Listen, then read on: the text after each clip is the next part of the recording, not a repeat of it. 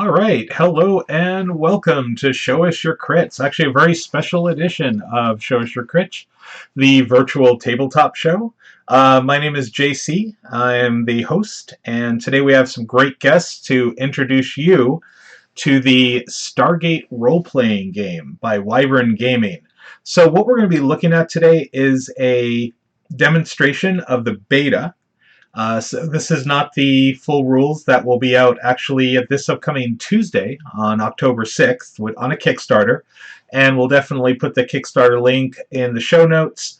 You can also go to stargaterpg.com and go there, and actually you can find the beta rules if they're still up, and a lot of other interesting materials, character sheets, fan-made things, a bunch of just really cool stuff. Before we go ahead and get going, I just want to go ahead and talk a little bit about the show. So Show Us Your Crits, as I mentioned, is a virtual tabletop show.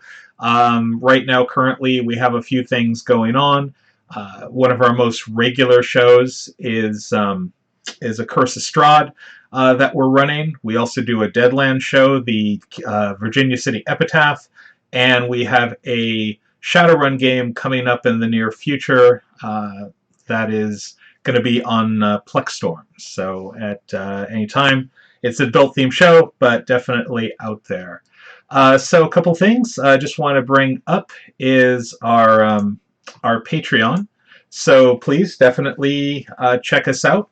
Patreon.com/grindhouse, spelled GRINDHAUS_media. If you want to support us on the show, it helps us just kind of keep equipment costs up, help pay for some of the platform stuff that we do, and like I said, it really kind of helps us keep things going. We also, as if you're watching us today on YouTube, please subscribe, please like, hit the little bell, let us know that you're out there.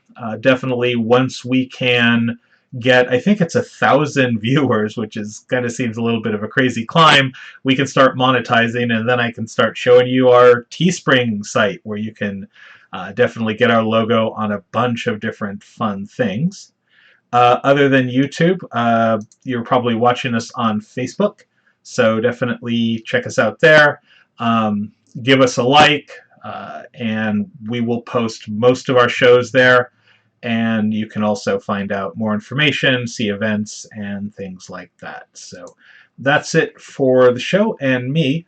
So tonight, like I said, we have some really cool guests aboard with us. I'm going to go ahead and turn the mics over to our guests so they can introduce themselves, let you know a little bit about what they do outside of walking through Stargates, and introduce the character that they're going to be playing tonight. So we'll start. Peter Bryant, you're up there on the top, so why don't you go ahead and join in.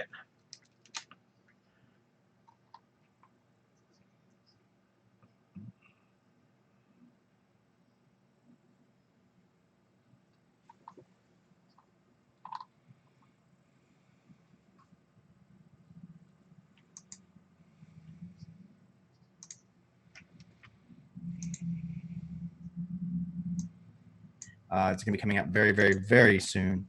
And we also have a game called The Hunt we put out. It's a lot of fun. It's kind of a skirmish / RPG. It's kind of a hybrid. It's a real fun game. But I am playing Rydick, who is he's a Tok'ra, which is if you're familiar with the series, there's sort of a rebellious version of the Goa'uld. Or the what is it? It's not gold. Gold's the little worm thing, right? But the Jaffa, yeah. So they're kind of like a rebellious Jaffa. And my character, we've tied our stories together. So my character, along with Mary's character, managed to turn the Jaffa Tulach and rescue Tagger from a ship. And that's me. Oh, awesome. All right, great. Let's go down the row here. Terry, why don't you tell us a little bit about yourself, who you are, and the character you're playing tonight? Sure. I'm Terry Mixon. I'm a science fiction author, written about 20 some odd books. I've lost track at this point. Basic science fiction, space opera, military science fiction, that kind of stuff. And I'm a longtime Stargate fan, so I could not wait to play this game and see it on Kickstarter. My character is Tager, and he is just a human that was working for the Morrigan and was rescued from the ship by his kind companions, and that's how he became a freedom fighter and has joined SG7. All right, thanks, Terry. Let's go over to David. David, tell us a little bit about yourself and your character. James. My name is David Clarkson. I'm one of the game masters for hire for Dark Phoenix events. We'll come to your house and put on an event for you, game-oriented, of course, nothing sordid. But we'll be happy. We're also working towards our large project that was the Rising Phoenix Convention, which unfortunately was one of the many conventions that was canceled due to COVID. So once the world gets back to normal, we'll be putting it on in the spring. Let's hope for 2022 at this point. And I'll be playing Thulak. Thulak is a rebel Jaffa, member of the Jaffa Rebellion. I served under the Morrigan, the System Lord, the Phantom Queen, and I saw her oppression of the humans and found an appeal in their plight. And Tager was a close companion of mine aboard the System Lord ship. And the two of us took the offer from Rydek, the Tok'ra, to flee the ship. That huge explosions behind us, I'm sure, as we exited through the Stargate. So thank you. All right, David, thank you. And last but not least is Mary. So I will be playing. Well, I'll give my credits first. I am editor at TSR Games. So I'm playing Sigrid, and she is from Cimmeria. Is some of you might remember it as the Norse planet that had Thor's hammer on it that sucked up Teal'c. After SG1 came to the planet, I decided to go back to Earth to get an astronomy degree and join the military so I too could be part of the SG project. And here I am out going through the wormholes. All right, thank you, Mary. All right, so the new game is going to be based on the Dungeons & Dragons 5th edition engine, which is, and believe me, the rule set, actually they did some really cool stuff with it. I don't know if anyone's watching has played Carbon 2185, which was also a 5e rule set with Cyberpunk, which also took some liberties and did some really innovative stuff with the rule system. Definitely, there's a lot of thought put into the Stargate version of this. And like I said, Kickstarter will be coming out in a couple days, and also the beta rules should be on the website still. But to kind of talk about a few things that kind of make the game a little bit interesting is one is they added a system called tension dice, which I kind of laughed because the system I designed recently also had something similar, but it works in a different way. So tension dice are a mechanic that are added to the game itself. It's set by the game master, and it ranges from a D4 to a D12. Now, depending on how difficult the game is to play, so for example, it states that if it's a game that's comedy, right? So it's more played for laughs, something silly, like I know Mary mentioned Wormhole Extreme a little bit earlier, so that was a very comical episode. Tension is going to be at a D4 because there's really no tension. And realistically, no one's really going to die in it. It's just going to be pretty simple. Standard is what we will be using tonight, which is just kind of the standard. Growing, which is definitely a tension that's starting up. And Dire, going at a D10. Sorry, just got a note. So it looks like we may not be seen on Facebook.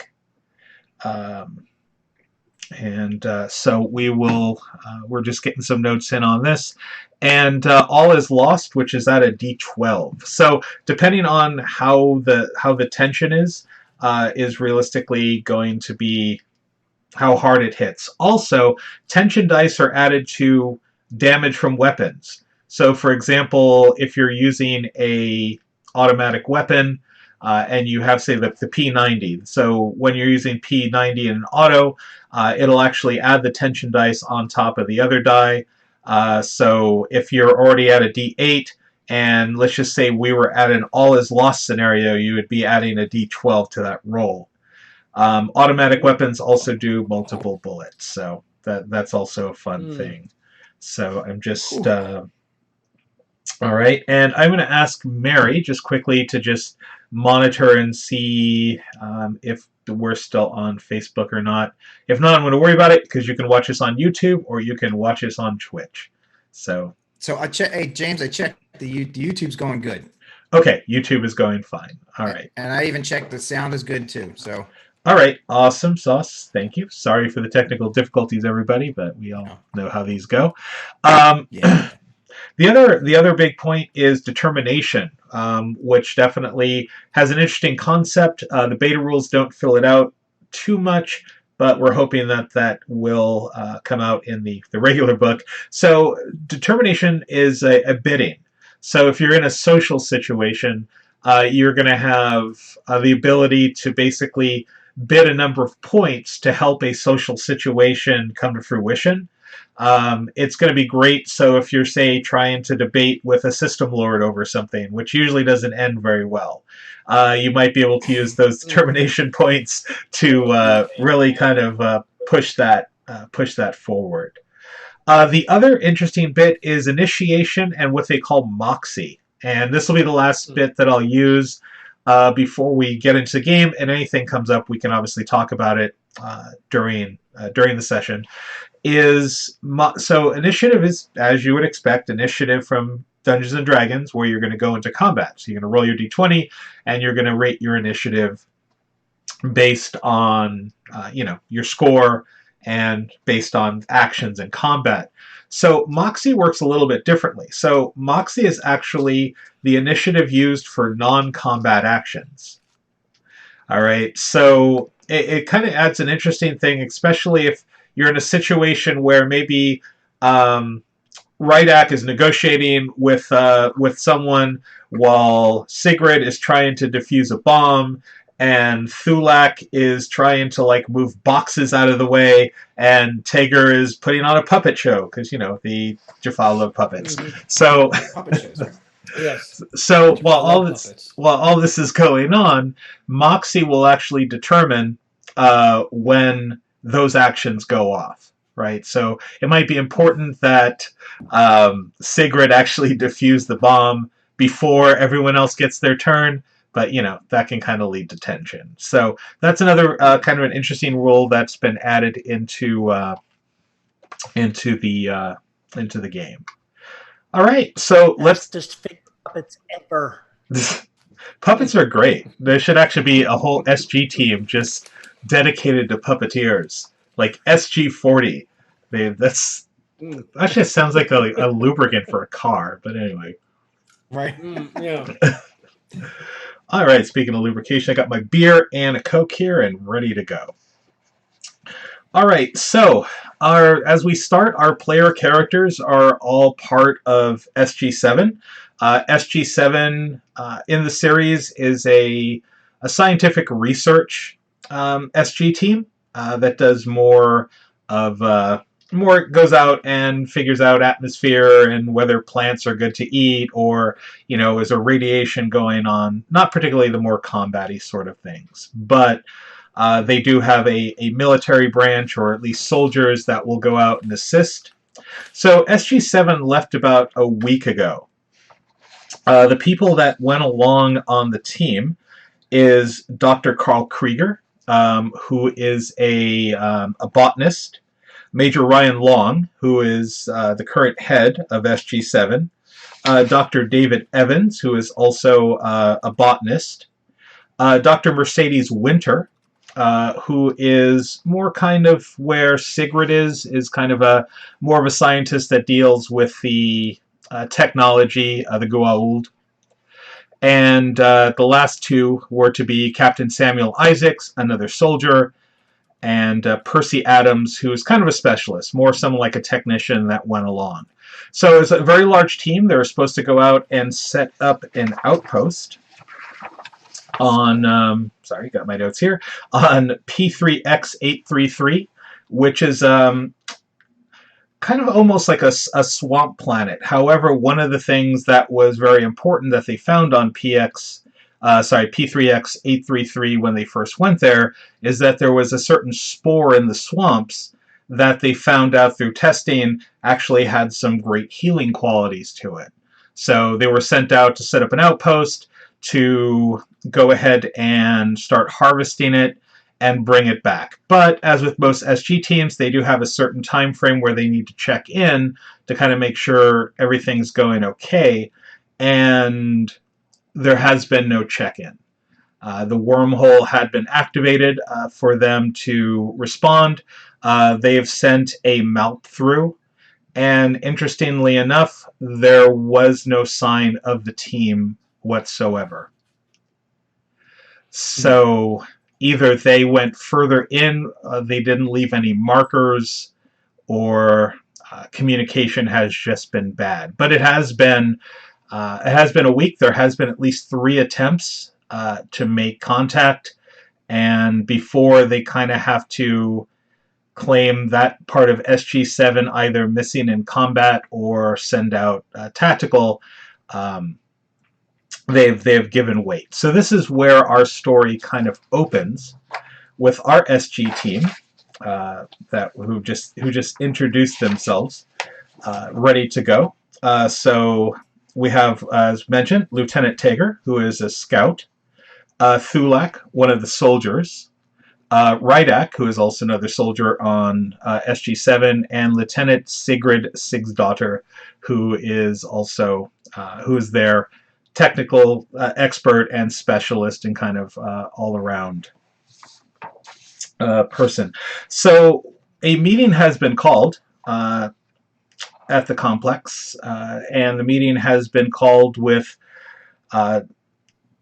Major General George S. Hammond, who is in charge of, so if we all know the series, who is in charge. This is around season 5, so he hasn't left yet. Okay. Jack isn't general, or I can't remember who Beau Bridges' general was towards the end. But so anyway, General Hammond, you're also meeting with Colonel Martin Edwards of SG-11, and you're also meeting with Dr. Janet Fraser, who is the Chief Medical Officer. There has been, the reason why you're kind of getting a lot of the brass, which usually wouldn't happen at the most part, you would probably have some lower ranking people, is that during season 5, there was a lot going on with the Jaffa, there was a lot going on with the System Lords, and a lot of the SG teams are off-world at this time. So it's kind of like, not to say that you were kind of the benched team, but yeah, you were kind of the benched team. SG understudies. Yeah. You all have like a newbie button or something on. Anyway. So I'm just curious, who's in charge of our team? I'm unclear on the chain of command. Okay, so usually your team would be your reporting officer is oops, sorry, my notes are all over the place here. Is Major Ryan Long is your commanding officer. He is off world and not appearing. Yeah, and missing actually. So he is part of the team that went off world to set up the. To set up basically the base out there to collect the spores and do some more research on the world. The world pretty much was kind of almost, not to use another franchise, but very much like Dagobah. It was just this big, giant swamp world, right? Mm-hmm. Okay. Mm-hmm. Yeah, that's a selling point, not Canada. Yeah, but it's really easy to get athletes' foot in places like that. So I guess that makes technically our lieutenant is in charge, even though she's not exactly a soldier type. We've got a couple of lieutenants actually. I think Rydak should be the Rydak makes more sense. Yeah, being human, they wouldn't put a Tok'ra in charge. All the military operations. Yeah, so it would be down to Sigrid, who would be in charge at this point. That makes sense. All right. So, but you are brought into the conference room. There are, like I said, you have 3 other people sitting there. The person that stands up and starts talking is Colonel Edwards of SG-11. He says, so, as you're probably aware, because it is your team, we haven't heard back from your commanding officer, Major Long, in over a week. We've sent out 2 MALPs. We've tried to make communication twice. Well, actually more than twice, about 3 or 4 times, and there really hasn't been any information coming back from the planet. Have you sent out a UAV? I'm sorry? Have you sent out a UAV? We have done to the best of our ability to try to make contact within our means, and there has not been anything. The MALPs, when we sent them out, actually didn't even show any markers on the other side. There was... MALP? Yes, the MALP. The MALP is the UAV. Sorry. Oh, okay. Yeah, all right. Sorry. UAV? MALPs don't fly. Yeah, I think the MALP is the ground vehicle, and the UAV is that the flying drone. Yeah. They introduced the UAV later when drone technology became popular. Yeah, all the cool kids then had drones. So anyway, going back, says so Major Long is gone. We've sent the MALP out to try to gather any information, at least see if they made it to the other side, and so far nothing looks promising. And someone should have had the equipment to make contact with us. So this is where you come in, as we need you to kind of find out what happened to your teammates.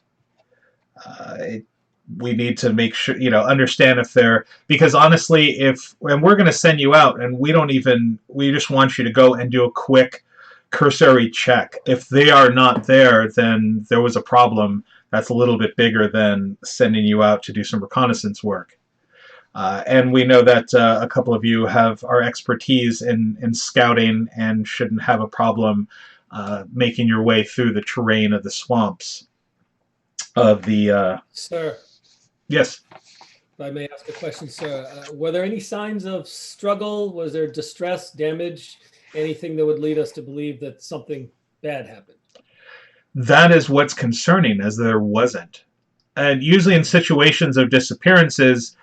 so one of the things that usually happens is at times an SG team will leave a marker right on the other side of the gate. So at least the MALP can see a flag or a post or something that's come out. It doesn't happen on every team. Obviously, if it was a stealth team, you wouldn't want a marker there going, hey, we're on your planet, come get us. Mm-hmm. But for something as simple as an agricultural thing, they would usually put some sort of marker.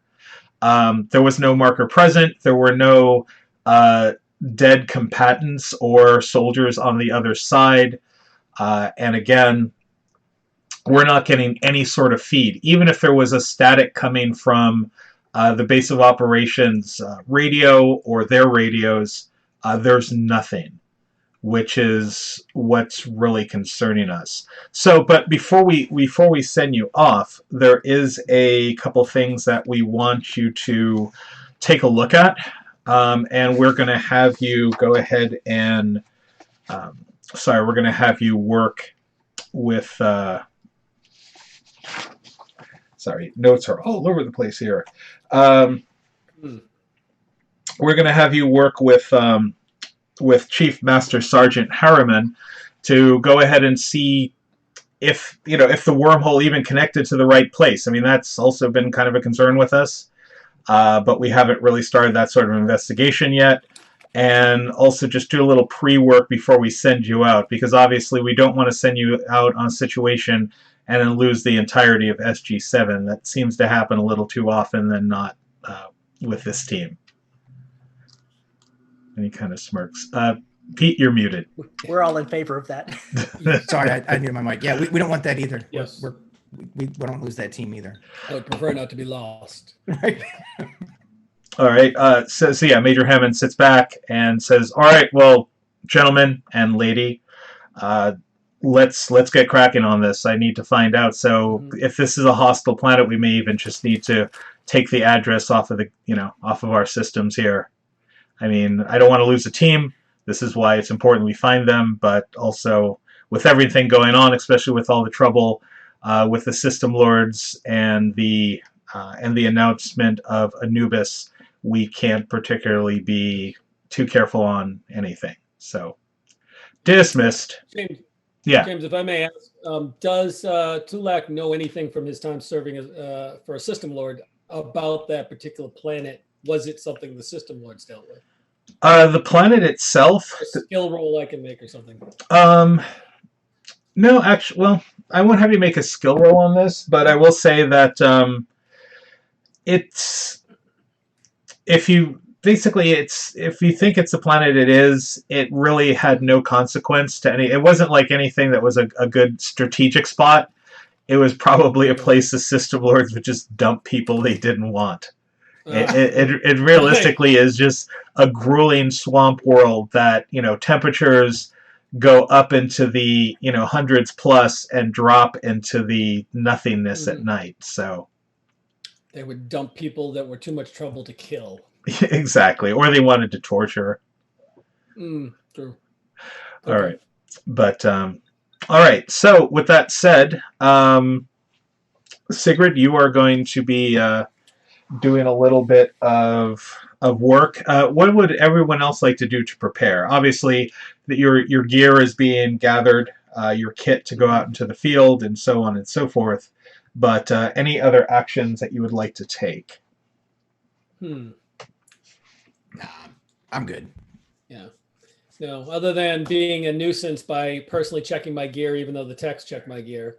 That's about the extent of my preparation, and then standing at the ready.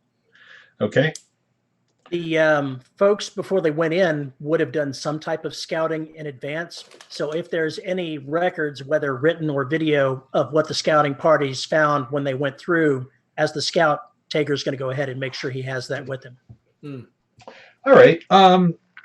You can read some of the initial paperwork before SG7 was sent out. So just initial people who touched ground and started going.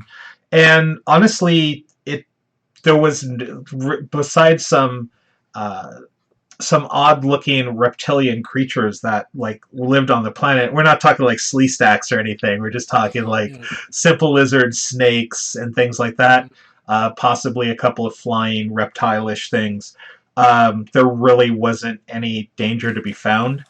It pretty much right out of the Stargate is pretty much going into swampy ground and then into the water itself. So it particularly wasn't. And it's even one of those things where in the notes it just kind of says, why would this even have a Stargate built here in the first place? But whoever only the ancients knew of why this possibly would have a Stargate.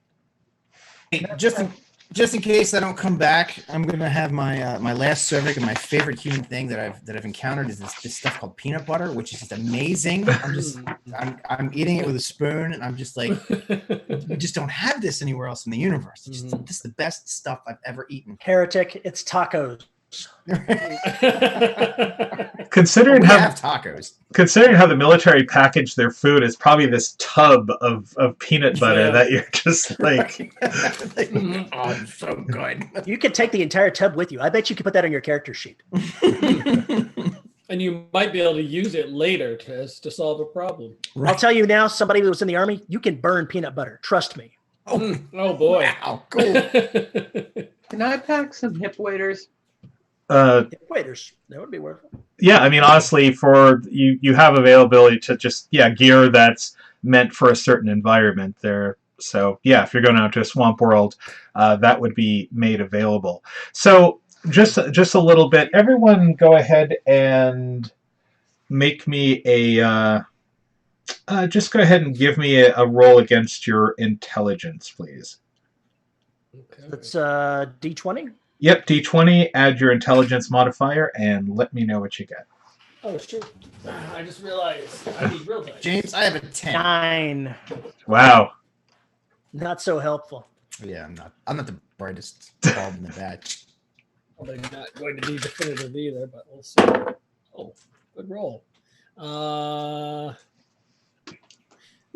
19. 19, all right. And Sigrid, what'd you get? 18. Oh, okay. So as you're kind of both going through the notes and just getting ready, one of the things that also just kind of sparks interest is that they mentioned a Dr. Mercedes Winter in the list of people who went, and Mercedes Winter isn't particularly a she's a contractor, a military contractor. She's not officially part of Stargate Command at all. So You know about them contractors. Yeah. she is a biologist who was initially sent in to basically do some dissections on the System Lord Seth, who was killed by Samantha Carter about a year ago.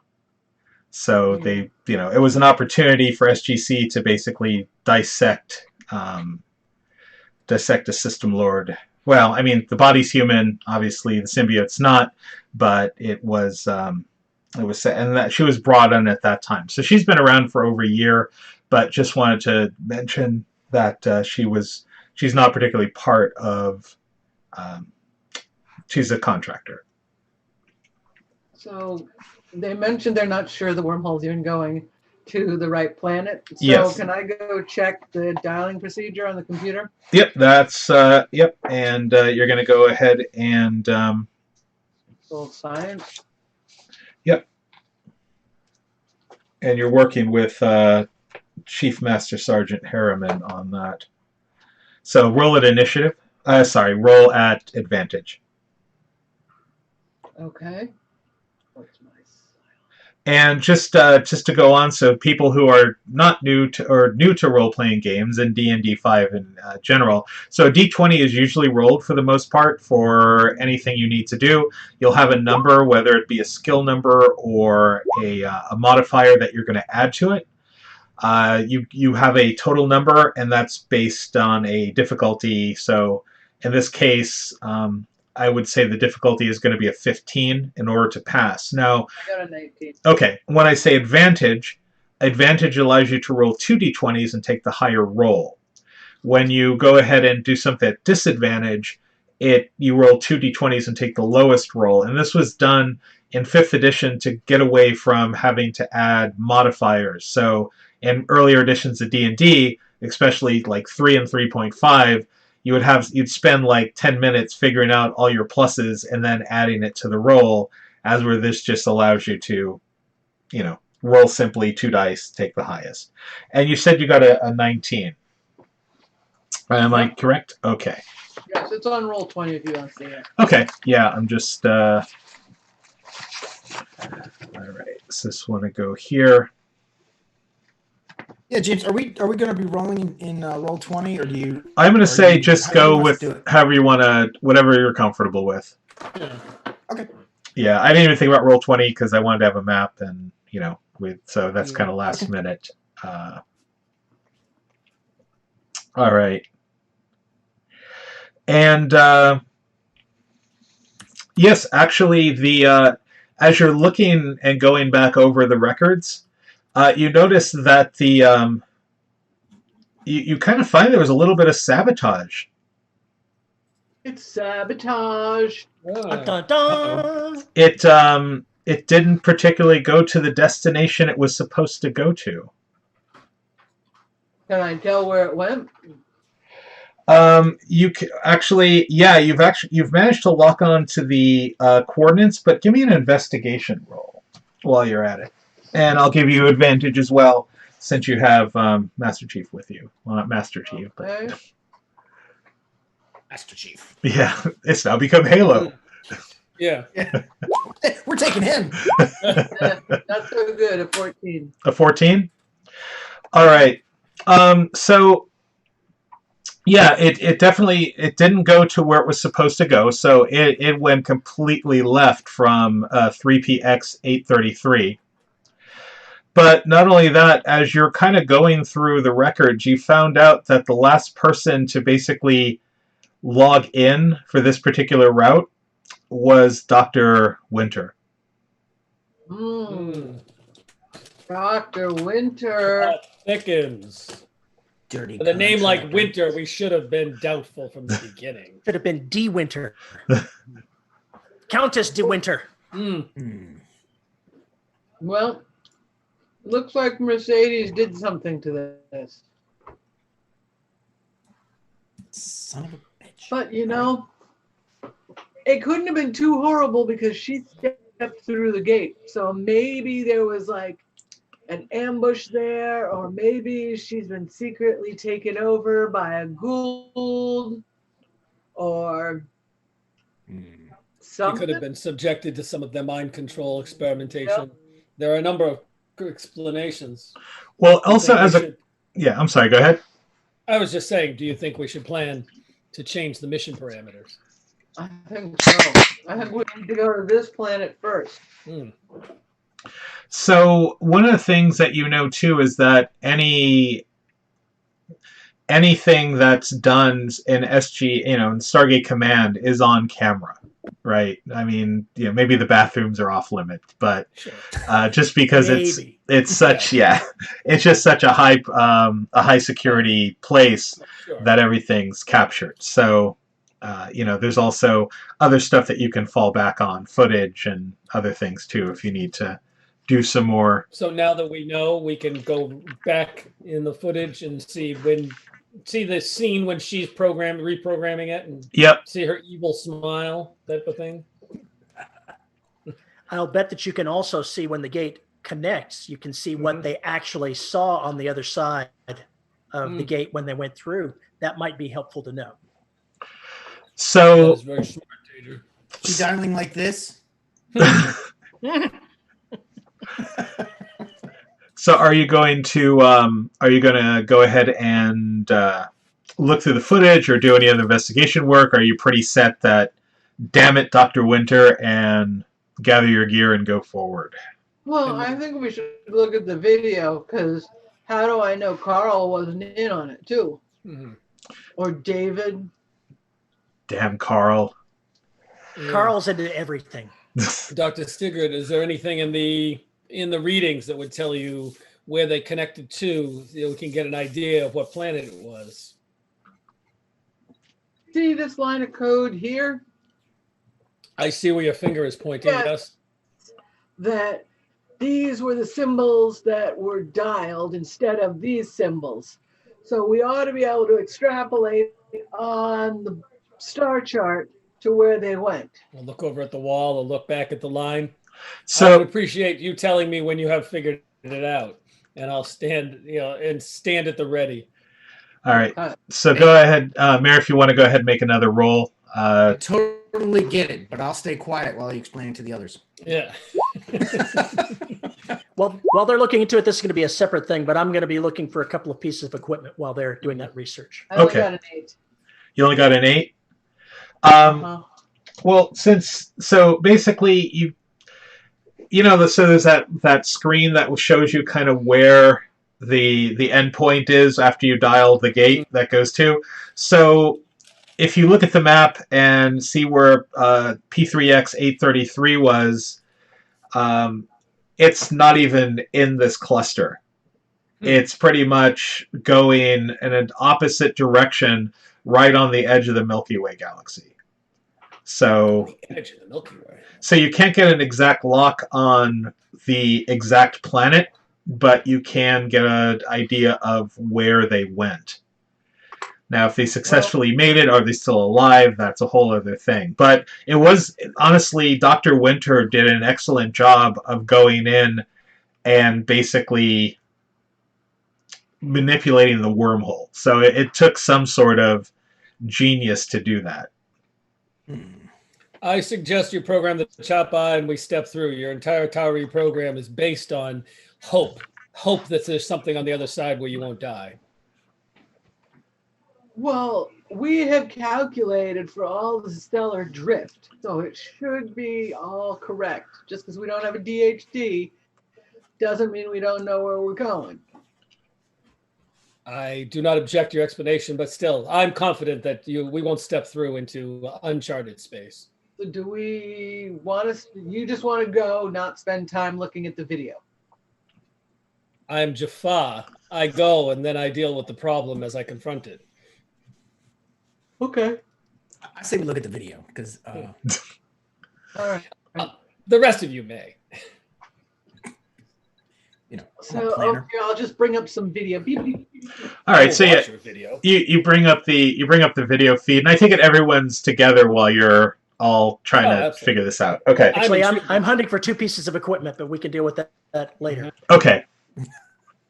Or Tager's just going through the inventory while everyone else is like focused something on like this. that, yeah. Something like that. All right. So you can actually go back and go from her basically Dr. Winter's first jobs in the SGC complex and follow it all the way to possibly the what you call it, the room. So where do you want to start, or you just want to go directly to try to find that time feed where she would have been at the computer? I just want to go to where she was at the computer, but Okay. somebody else wants to look at something else. Okay, no, that's fine. So you can easily bring that up. Just go in, find the log, gate room, and the time frame, and you can see Dr. Morgan entering. Also, the time frame is a little off. So this is actually before the gate room would be manned, because it's not continuously manned 24/7. So she does enter. Kind of look around. She has a pass card which you can't really see very well, but tucks it into. She's wearing a V-neck top, so just kind of tucks it into her top. She is a youngish woman, maybe late 20s, early 30s, raven dark hair, very green eyes, attractive. She walks in, she sits down, and as she's looking at the computer, you notice the telltale sign of the white flash over the eyes. Yeah. As she starts working on the computer. So she kind of comes in, just looks around kind of nervously, and then when she sits down, there's the flash of light, and she just becomes suddenly more intent, and you start seeing her bang away on the computer and like looking around. There you go. All right. Okay. Oh, Now, when she first came on, so we could go back in her history, right? Is that what you're saying? Yep. So when she first came on, she went into that dissection, right? Yes. Did she do that off-world? She did not. Seth's body has been stored at SGC since he was killed about a year ago. Oh, Okay. Where is his? Would his symbiont be here? Yes, that is usually kept in that the body is usually kept in a very, very secure area, and the symbiote is usually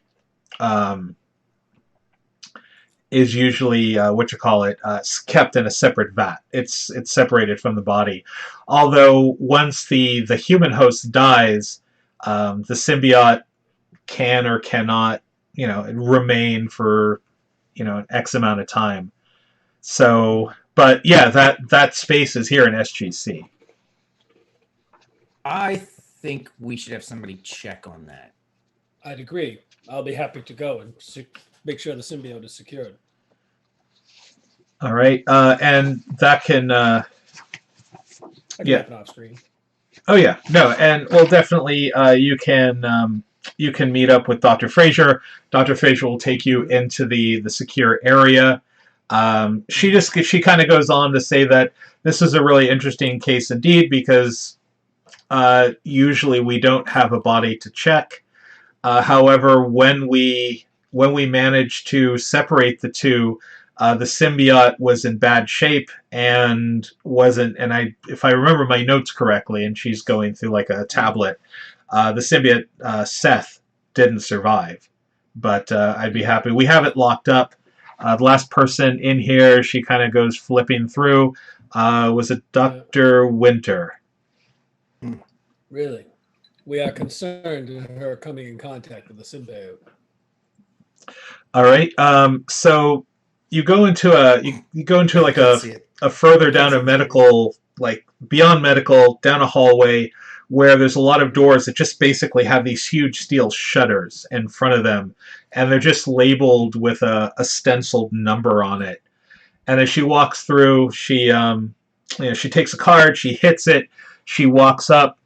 You see the retinal scan go off, and the door slides up, and it's almost like a creepy, like a concrete cell, like most of the rooms are in SGC.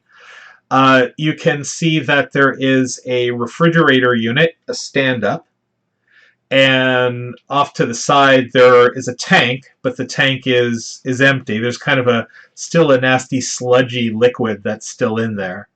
Mm-hmm. And she walks over, she does another thing with a card and a retinal scan, and the doors open, leaving kind of a refrigerator case where you can see the zippered body in there.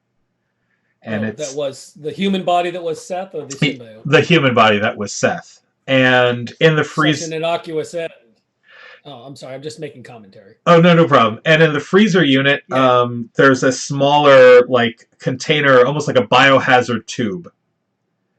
And she points out that Seth's human form is in here under sort of a cryo, not a stasis, but we keep the body frozen, and we also do the same to the symbiote. So let's pull it out and see. Yeah, let's check. Dr. Fraser, I was saying it was quite an innocuous end for the Grand System Lord to be lying in a freezer like a piece of meat. Well, we're actually very lucky to get this body back. I mean, it really didn't give us too much insight because of the symbiote dying. Obviously, we have some symbiote when, some information from the ones that we've had a chance to examine, especially recently Teal'c's, when we had to remove it for... And she goes on that she didn't particularly care for that. I'll show a sign of discomfort like someone just kicked me in the balls. at the notion of removing your symbiote and having to live without it. And I'm kind of feeling that myself. Yeah. All right. And so she goes in, she takes it's like in a frozen thing. They put the frozen thing and turns on that device with the kind of the weird gel liquid in it, which then starts to heat it up. And then the symbiote starts to come out of out of the frozen, and she reaches in with tongs. And this has taken a period. So obviously, Tager, you've had a chance to look for your stuff. The process takes a while. So like 2-3 hours have passed now. Okay. Puts on a glove. This thing is alive. I thought it was dead. She said it was dead. It is dead. It was basically encased. Flesh wound. She takes it out, and she grabs some tools and starts going at it. And this look of like, I'm an idiot. She's just in shock as she's looking at it, and she jiggles it around, and she goes, "Rubber." What's wrong, Doctor? Rubber. It's a tool. It's a fake symbiote. Yep. All right. So suspicion confirmed. This is terrible, Doctor. This is more than terrible. And she goes on to say something about, trusting contractors and so on and so forth. And obviously now she has to call in a team. But she says, if Thulak, if you need to go, this is stuff I need to clean up here. If I understand your suspicion correctly, that Dr. Winter came in, she was contracted to do the autopsy, and she immediately replaced the symbiote and then took it upon herself, or it took control of her. It was playing dead, what I think. Yeah, because the notes here from Dr. Morgan says that when she went to examine the human body, obviously was broken in half. The spine was severed, and the symbiote Seth was dying. And she marked it off as dying during autopsy. So realistically, we've studied dead symbiotes. The best we can do is freeze them up if we need to pull them for anything. We do. So it's and I guess it's kind of, she basically gives you that my bad in a way, and she's doing. I'll look distant and not concerned with the fact that she suffers some terrible failure, because that's not my problem. My problem is a loose system lord. Yep. But I'll nod and I'll say, yeah, I understand that you have to deal with your superiors for your failure. Yeah, there'll be a cut scene at some point where all you see is this open door, her walking in, Hammond standing up, and the door closes, and That's right. So wouldn't want to be you. Rydek, we have to then make sure that we requisition properly so that we have armament to deal with the system lord. So, all right. So we are going to team up. This is kind of an emergency off-world thing. So let's go ahead here and get our tactical kit going. Yes. Maybe they'd give us a tactical nuke. Oh, they just give those out like candy. Let me run the 2 items that I've been looking They for. do in the Stargate program. That you can decide whether or not they are available to us or not. Okay. With James. Yeah. What items? Since we were talking about going scouting on a swamp world at the time, that's where I was thinking. And I was going to see if we could get a drone of our own for reconnaissance, or at least a set of binoculars. Those were the 2 items I was looking for. Oh. Do you know how much binoculars cost? No, I'm just kidding. No, Yeah. binoculars! They're like spyglass in D&D. We have our monoculars. Can I get 2 of them? No. And some tape. Some tape. Definitely binoculars are an item that, they can provide you with those. And the question will go back to you, Tager, is that can any of you fly a drone? I can. I'm a pilot. Fly a drone. I can fly lots of things. Which skill is for drones? Well, I guess since it would be a tech skill. Well, I am an aviator, but that does assume flying starships. Yeah. Pilot as well. Yeah. I'm pretty sure Sigrid probably could with a. I would just even say using something like engineering or whatnot. So Sigrid could probably fly the drone with some proficiency. Yeah. Anybody who's a professional engineer scientist has spent a lot of their life playing video games prior to. Yeah. but I mean, if you've ever seen the drones, they're longer than my arm span. The wings barely fit through. I mean, unless they've got other drones, James. Mm-hmm. Well, no, it's a larger drone, but it would have like a little launcher base that kind of slopes up. So you'd have to set it up and then shoot it into the sky. Mm-hmm. This is 90s technology, so we kind of go with that. So, yeah, it's not that hard to bring over. So basically, I mean, your standard kit going over is not horrible. You have your tactical vests. You have food, kit for eating, combat tent, your sidearms. Usually the other kits as they go up end up with like inflatable boat and things like that, which I'm not 100% sure if you're going to need an inflatable boat. But as they're gathering things together, yes, they can definitely get a drone. They kind of ask that if it can be returned, that would be appreciated. And the binoculars for sure. Is there anything else anyone wants to add on to that standard kit?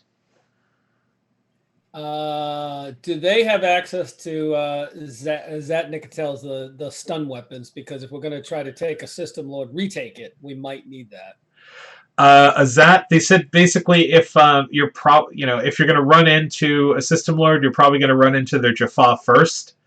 And they will most likely have the Zat, so it's not something they standard keep. Good point. We can always requisition it in the field. Field requisitions. I like it. Mm-hmm. All right. Who's going to take the GDO? The what? The what?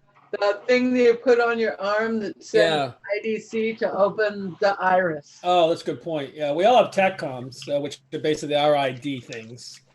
But we need the GDO to send if we want to come back. If we don't ever want to come back to. Well, you are the leading officer, Sigrid, so, I mean, that Yeah. would probably You be... decide. Yeah. You carry it by default, and then you give it out to somebody else if you think you might die. All right. Hey, we do. Oh, no, that's a flashlight, not a binocular. Mhm. And TACCOM, I assume, are our radios. Going down the list here? Yeah, I think that's tactical communication. Yeah, tactical I think that's communications. the radios. Yep. All right. And I think by default we all have like an ID thing so that they'll open the iris and let us through when we come Well, through. that's what I was just talking about. We only get one. Mm-hmm. So We'll try not to let you die and lose your body or anything like that because it's kind of you can important. take it off me if I die. Yeah, just you come back with an arm. Yeah. Well, it doesn't like fuse to my arm. It's like a bracelet. But in the heat of a combat situation, Pete, you're muted again. Sorry. If I click or type too much, I like to mute so I'm not bugging you guys. Oh, okay. I was looking for never mind. I was looking for drones in the book to see if there was a skill for that, but I couldn't find anything. Okay. All right. Anybody need anything else before we dial the gate? Grenades would be nice, but I'm assuming we're not going to get those. I don't think so. Because they're so expensive. I just wanted to say later. Would be nice if we had grenades right about now. Mm-hmm. I mean, honestly, what would you need? Like a flash grenade, a smoke grenade, a fragmentation? Flash grenades would be fine. A couple flash grenades would be fine. Yes. All right. Smoke and flash are pretty good when you don't want to kill somebody for doing stuff. Yeah. All right. Can we requisition a couple of smoke and flash grenades? For the Yes, you combat can. cable? So go ahead. 2 flash, 2 smoke. Sweet. All right. Okay. All right. Special effects guys love them. I'm going to dial the gate. All right. So you're putting in the information. So let's go ahead. Chevron 1 encoded. All right. So here we go. You guys aren't going to see this, but those on the stream will. Encoded.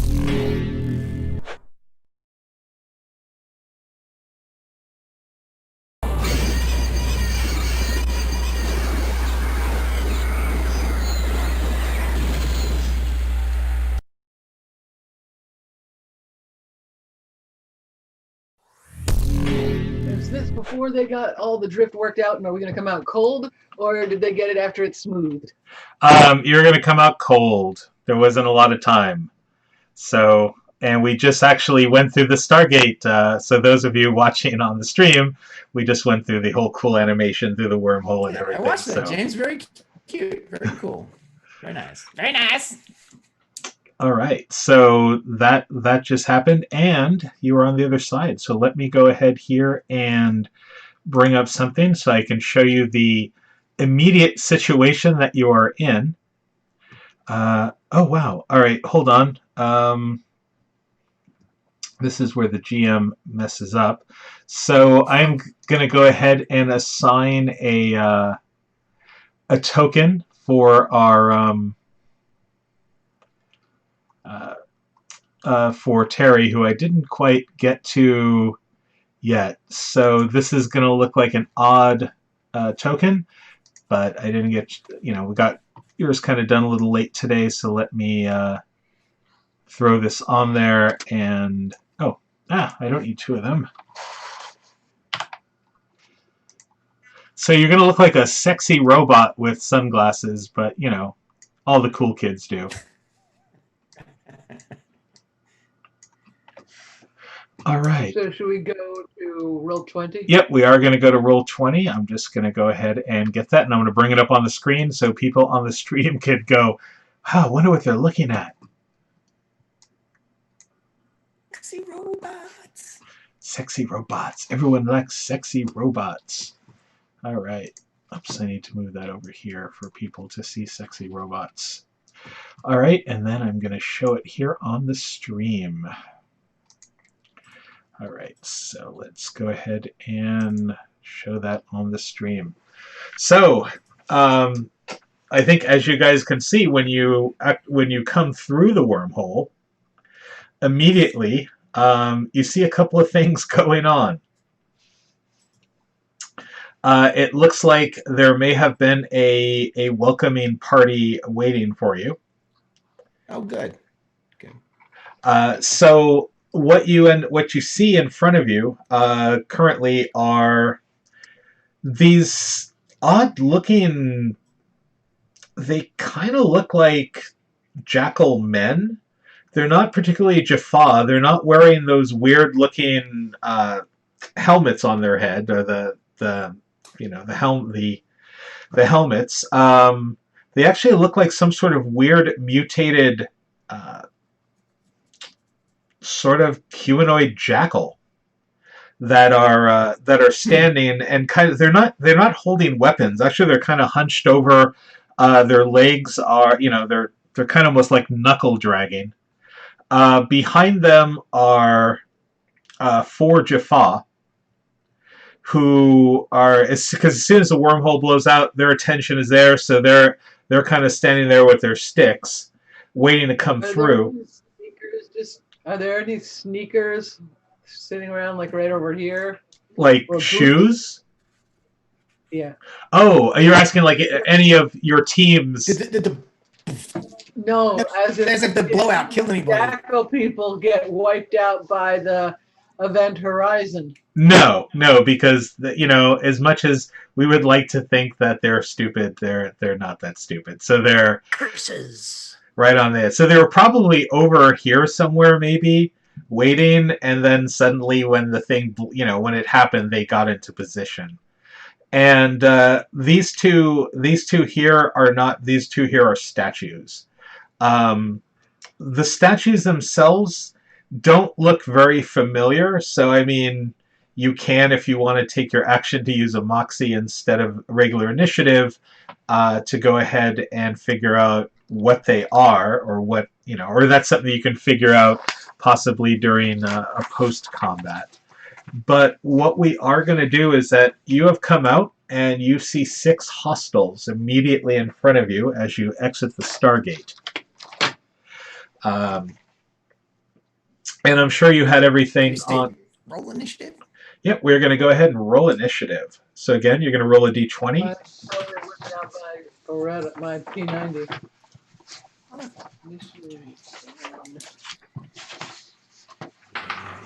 I have an 11, James. You have an 11. I've got a 22. Terry is a 22, so that's Tager. Sigrid? 6. All right. Are you putting it up on the screen? I can. I was actually just doing this here. And Thulak? I got a 19. Thulak got a 19?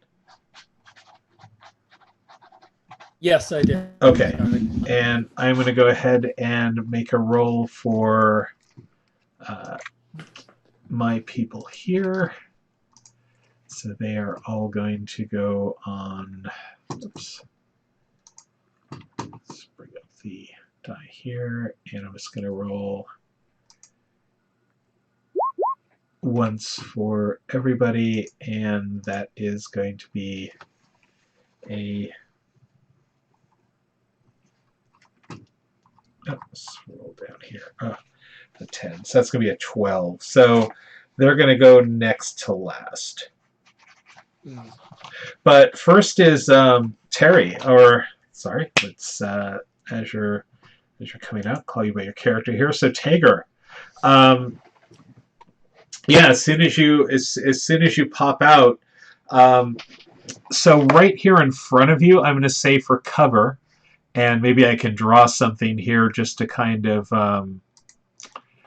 show that. Is, let's see here, tokens and objects. So let's go ahead and draw something, draw a shape. So roughly around here, and I know it's a horrible color that's hard to see. It's a light blue. Let's see if I can. I see it. I can see it. Okay, fill that in. All right. So that's basically your because I don't think it's a mount that they put on to bring you your gear. It's like a little remote control. Fred. Oh, it's a Fred. There we go. Thank you. Oh yeah. So that is a Fred in front of you with your gear as you come out. But yes, as soon as you come out, you see that there are immediately hostiles. No, there are no shoes or sneakers or anything like that on the ground in front of the Stargate. The DHD is further down across that spans. There are large columns holding up this room. For the most part, it looks like your standard kind of system lord Egyptian-esque feeling room. So, Tager, you are first. You come out, and you can tell there's a situation. What is the drop off the side there? What I'm thinking is that I might be able to reach that column and still have some ability to shoot at the targets with some cover, but I'm not sure how high that ramp is off the ground. It's actually not that high. So as you can see here, it's just a few steps up. So I'm going to say it might be like a 7 to 10 foot drop off the side going down, which isn't completely horrible to kind of just sit and swing down. However, that will eat up 3 actions to do that. Yeah, that's probably bad. Well, not 3 actions. Sorry, 3 moves. So realistically, each square you can move once 5 feet, and so if you went to the side, you consider that 3 of those little squares taken up, and then you can move, which would leave you with 3 left. So basically, you can move 3 if you're going off, if that makes any sense. Not really. I could get you down next. You could get partial cover from that column with that. Yeah, so you're right here. Yes. So if you went 1, 2, 3, 4, 5, 6, you could actually move to here. To where? I don't see it. To there. There. Yeah. Okay. So that would take up most of my action to go to cover. Yep, unless I'll go ahead and say that you could possibly do it without eating, so you can have more movement. Make a successful athletics roll. However, if you fail that athletics roll, you probably twisted your ankle or something and take some damage, because it is a 10-foot drop. And if you're just kind of like... Those guys are going to be 10 feet ahead over you, and they're going to be harder to Yeah, hit. you're not going to see them anymore, I don't think. Uh-huh. All right. Well, it was worth a look too, but well, I'll just go also, ahead and you have cover here too as well. Yeah. Help me move that mount into a better cover position. Is what is my. I will my provide cover for the others to go ahead and get to cover behind the mount by opening fire on the lead Where Jaffa. Yeah. That's what I'm gonna call it, since it's weird looking. Hey, James, could you just switch yourself to a darker color? Myself to a darker color. You mean Go down. the machine here? No, on roll 20. Uh-huh. Next to your name, your light blue. Uh-huh. Just click on that and pick a different color. There. All right, and then just redraw them out so that we can see it. Okay. Oh. Well, I think if I just click on it to... Oh, oops, I gotta do it here. Boom. All right, so if I go here, and oops, I don't want to do that. I want to do this. And if I click on it, I believe I could just change it. There we go. Mm-hmm. All right. Now I can see it. All right, perfect. All right, so yeah, so that's where your Fred is at the moment with all your gear. So it's stacked up pretty high. So consider that it's probably up to chest level on most of you. And it is covering 5 foot of space. So going back to that, Tager. Sorry. Taker will go ahead and open fire with his P90 to provide his teammates with cover to get behind the Fred. All right, are you doing strafing, or are you going to try to hit one of them? Or I'm aiming at the one directly in front of me. Okay, awesome.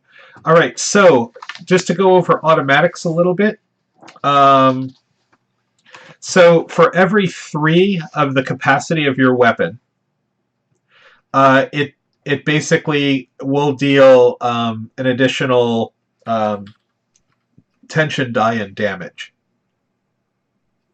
So, but ammo is a precious thing, and they just did, the Fred isn't just completely covered with ammo, so you may want to be careful on how much you spend and so much. So, and I believe the P90 actually has a fairly decent, I think it has a 50 capacity, if I'm not mistaken.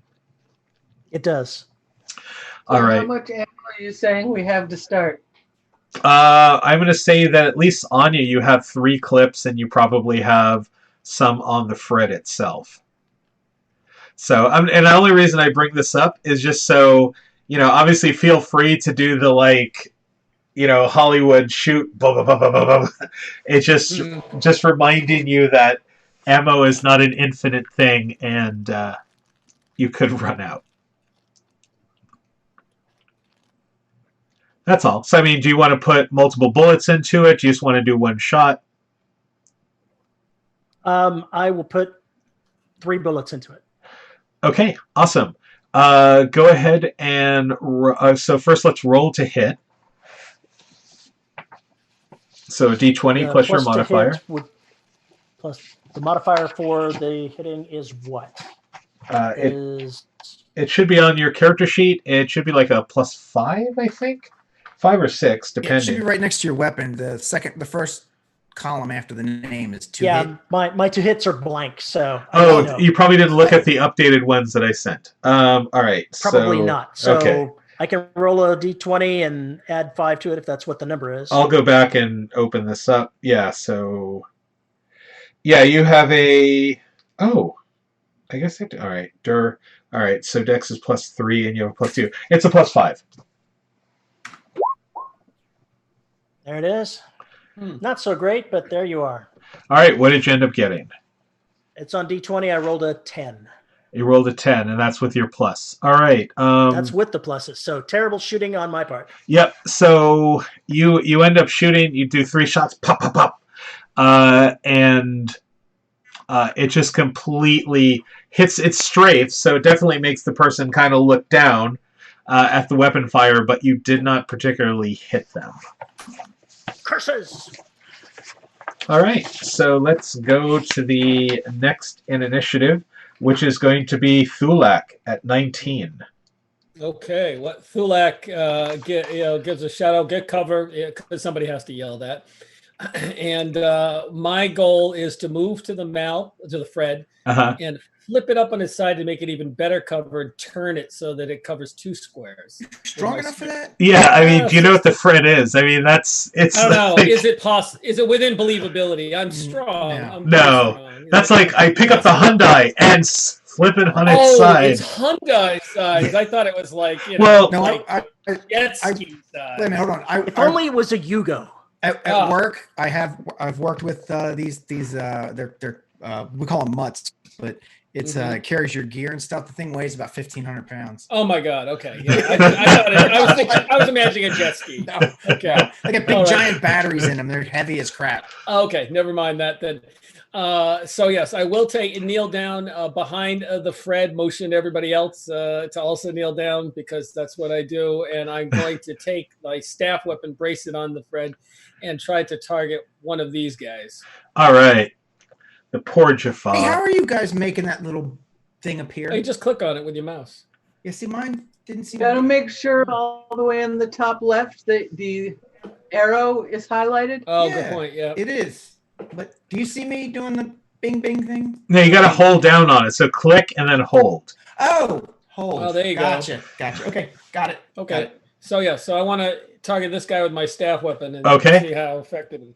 Now looking at my staff weapon, just so that I manage my resources right, I see recharge 1, so I assume it's just like any other monster. I roll and to see if it recharges, and if I roll a 1, it does or does not. Well, no, recharge. You're talking about recharge 1 on that. They have a limit on it in some way. I think it's just one. I believe it is once a round, but that is a good question. And since we are talking about rules, why don't we go ahead and take a look at that?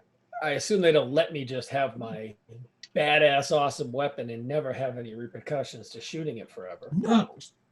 Yeah, usually there's some limitation. It's basically a big wand. Yeah. It's a big. You're a wizard, Harry. I'm You a beat me wizard. to it. I was trying to think of how to do that. I put a link in if anyone wants to know what the Fred looks like. Oh, thank you. I forget what. Yeah. All right, so let's see. Oh, look, there's stats for a flashlight. Oh, how handy Yeah. to have stats for a flashlight. That's illuminating. Oh my God! Someone mute his mic. Oh yeah, that's basically a mutt. Yeah, that thing's about 1,500 pounds. All right, so let's see here. Meow. Well, you can look. I don't mean to slow down combat with it. I'll shoot now for sure. I get at least one shot, and then whether I can continue to shoot is really the important question. Well, you probably only get one shot per round. Mm-hmm. Oh, I'm thinking like I may not even get one shot per round. That I may occasionally not be able to shoot because there's that like the the cell build up, yeah. The build because that's in the show. That happens all the time. Wait, so what are you using? A staff weapon? Yeah, I'm using a staff weapon. Matok staff. Yeah. Yep, Matok staff. I love that they're super advanced, and that's what they have as their weapon. Yeah. Oh, recharge. Here we go. This weapon needs time to build power before it can be used again. The weapon may not be used until the noted number of turns have passed. So a recharge 1 cannot be used on your next turn. So, all right, so it's basically one round. It's one round, yeah. Oh, okay, so it's an every other round, like a heavy crossbow type thing. Yeah. Okay, cool. Well, I am going to shoot that guy, and we'll see how that goes. All right. And I get a grand 8, so it looks really cool. But yeah, I'm shooting like a Jaffa. There you go. Somewhere You're off. trying to make me feel better, man. That's what you're trying to make me do. It's one step up from a stormtrooper, right? That's right, one step up. So basically, a piece of the column here blows off in like a cool, because it is a miss. All right, that now brings us. It looks like to them.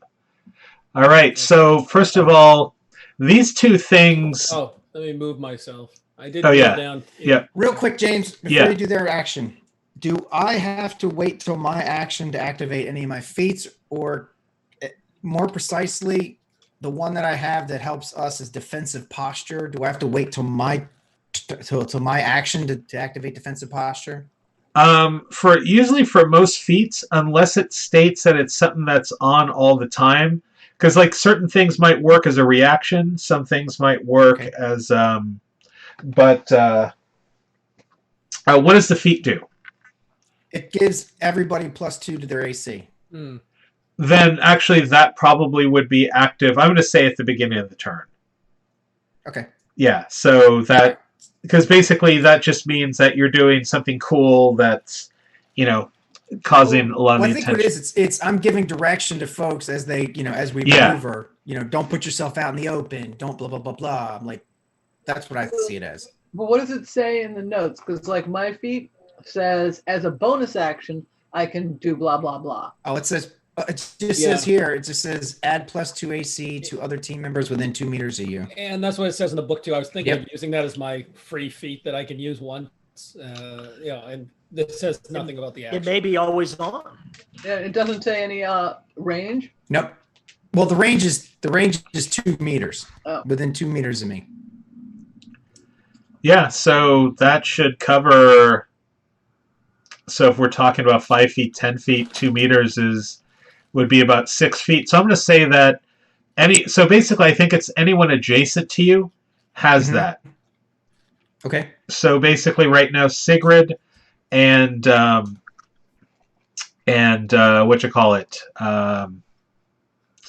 Rydak would have that.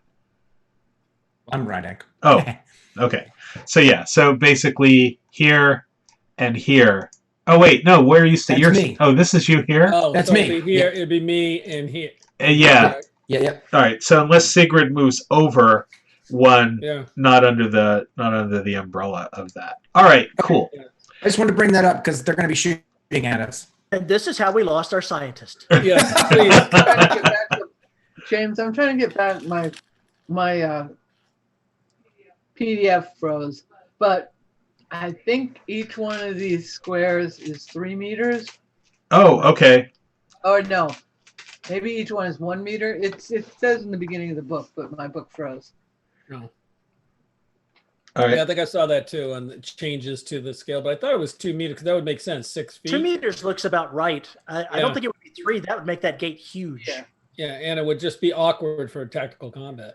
Well, let's go ahead and check out because this, people watching this will want to know how this works, and if we start making and up this is a stuff- change, right, for the game. Yeah. So let's see. You said it's in the beginning. I believe so. Under There's a little sidebar that says changes from D&D 5e. Okay, here we go. System changes. 1 meter grid. Instead of the standard 5-foot space, we treat each typical gaming map as 1-inch spaces as 1 meter spaces. Oh wait, There so you go. instead of the typical 5 feet space, So I'm we covering treat- everybody at this point. Yeah. Probably the intent of it. Yeah, and that makes sense. Okay. Okay. Wow. All right. So so everyone is covered. That's pretty cool. I could have made it all the way to that column. Darn it. So these things here basically run. They, like I said, they're not. They're, That's fast. That's real fast. Jesus Yeah. Christ, that's scary, man. Yeah, that's terrifying. all right. So they Glad I wore my brown pants. so, and like I said, they're not carrying weapons. However, they're bestial. They're dressed up, so they do have the garb and the armor on. But they just look like dogmen. They're just like running up on you, and they're gonna go ahead and attack with their claws. Okay. So it looks like they are attacking. They're attacking Terry, and they are attacking. It looks like Mary. So Sigrid and yeah. All right. So let's go ahead and see if they actually do anything.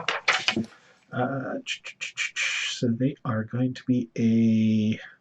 All right. So that to hit. All right. So first of all, on Sigrid. That's going to be a 3.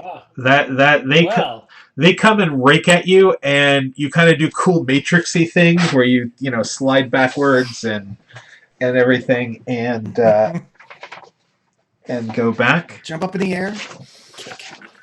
And Tager, let's see how they do with you. This is probably going to be ugly. And they got a 9. So they just run up really wild-eyed on you and particularly don't do anything. The Jaffa here raises his fist up, and they go ahead and form a V. Well, best they can. Yeah. And these two are gonna shoot. So it's going to take a shot over here at Rydak, and is going to go ahead and take a shot at Sigrid. These two are just standing ready. Okay. All right, so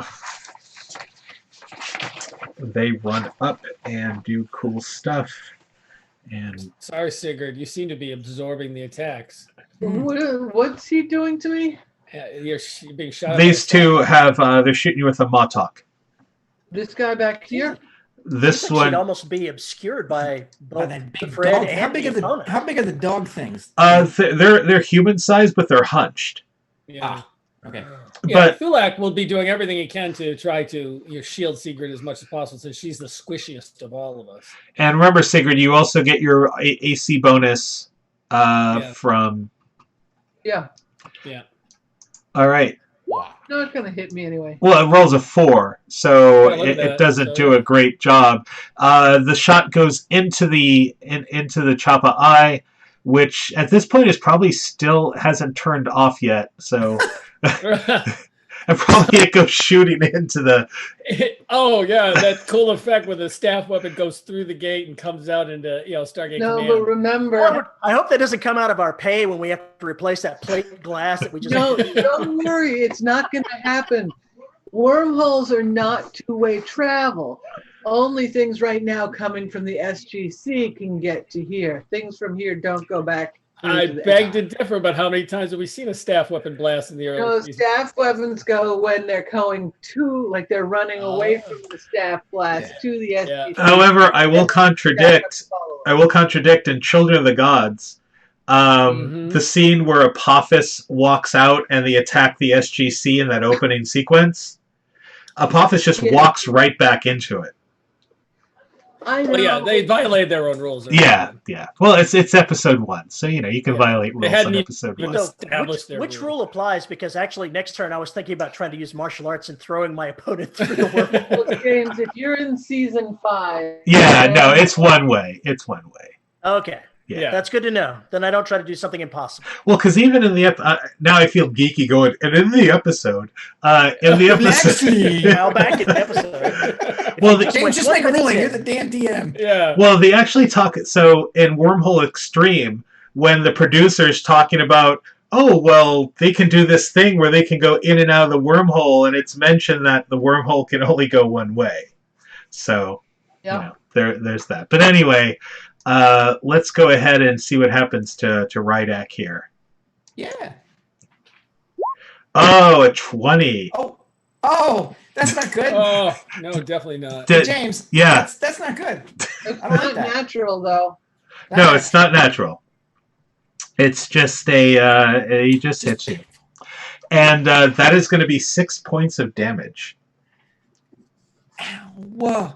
Okay. So yeah, you're hit and just kind of knocked back a little bit, but you're not dead. Hopefully, 6 points of damage did not kill you, or knock you unconscious. All right, cool. So that is their turn at the moment, and now we are going to go down to Rydak. It is your turn to respond. You have crazy-looking jackal thing looking at Tager, and for Jaffa, who now, are. Does this?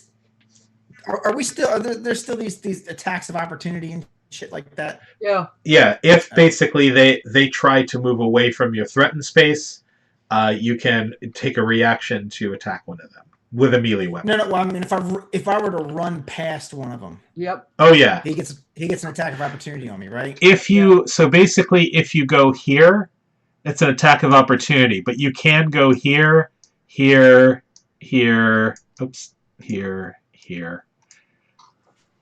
All right, I have an idea.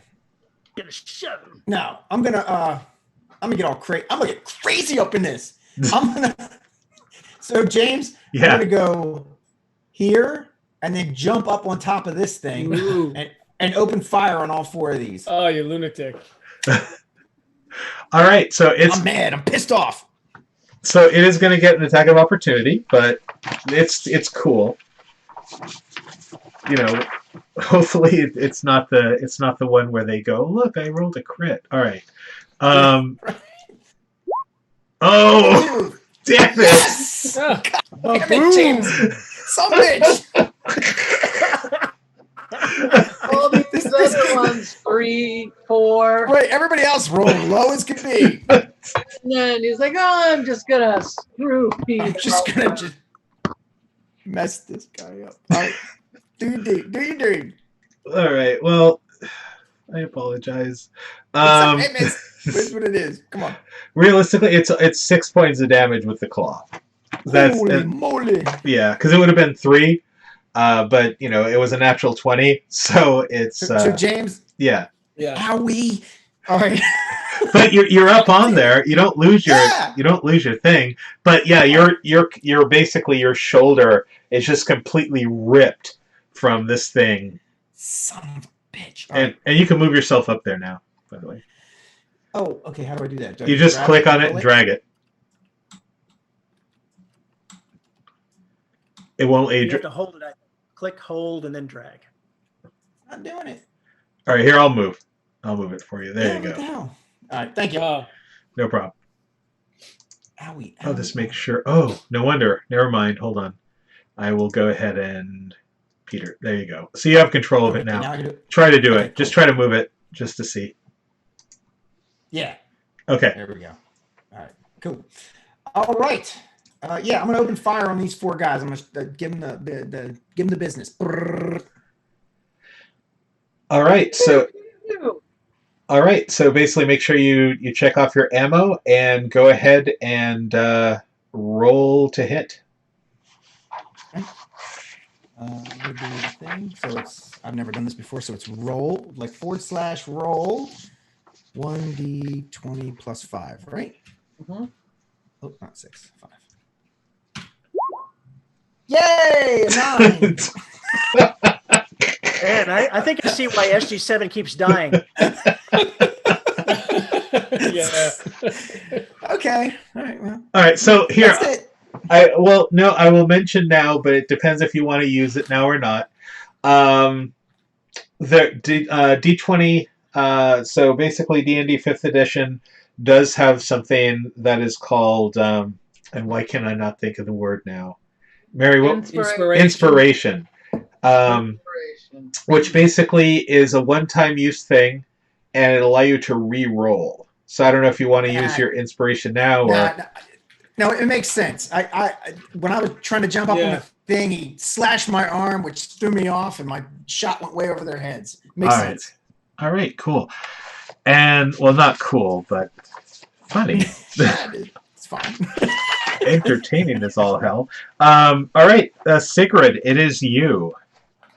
So you have crazy jackal thing. Yeah, I have crazy jackal thing, and I suppose I'd be at disadvantage if I pulled my Your P90, yeah, because you're shooting. I was gonna say Beretta. Oh, yeah. Well, so I didn't, of course, write down the stats for my knife. I can give you knife stats. A short blade is 1d4. Ah, there you go. Okay, so what am I using? Strength for that, I'm assuming. So I'll attack Fruitcake right in front of me. So that's gonna be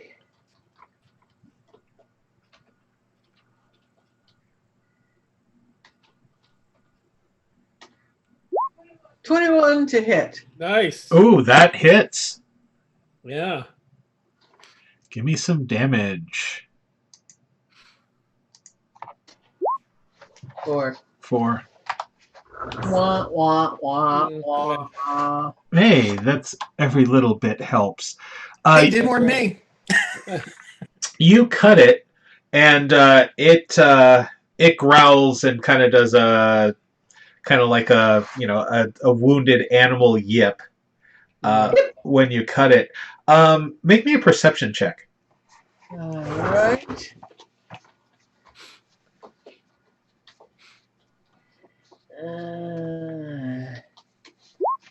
Four. All right. Yep, nothing perceived at this point. All right, we go to the top of round with our favorite our favorite person up here, Terry. I am going to Tiger. Yep. step around. We'll see if I can move. You're supposed to click and drag. Nah, that doesn't seem to do that. Let me see. Free him up, I think, Did you give him control of it, James? Yeah, I gave everyone control last night. It's weird, like there's no control right now. So let me just go ahead here and do that. This game is uncontrolled. There you go. So you are good.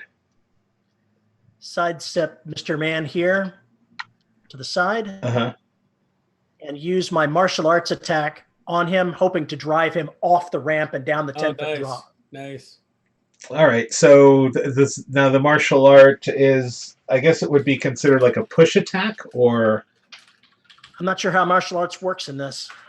All right. So yeah, you would use your martial arts, and I would say this would end up being a push attack. So what? So what is your martial arts? It's just the skill that I have. So Okay, so it's going to be your martial arts skill versus his athletics. Okay. And that is... I'm not sure where the skill is because it's just pick one. James, there's no skill for martial arts. Yeah, it's probably just some feats and stuff. Is it? Okay, so let's, this is, you're here to discuss the... Look here.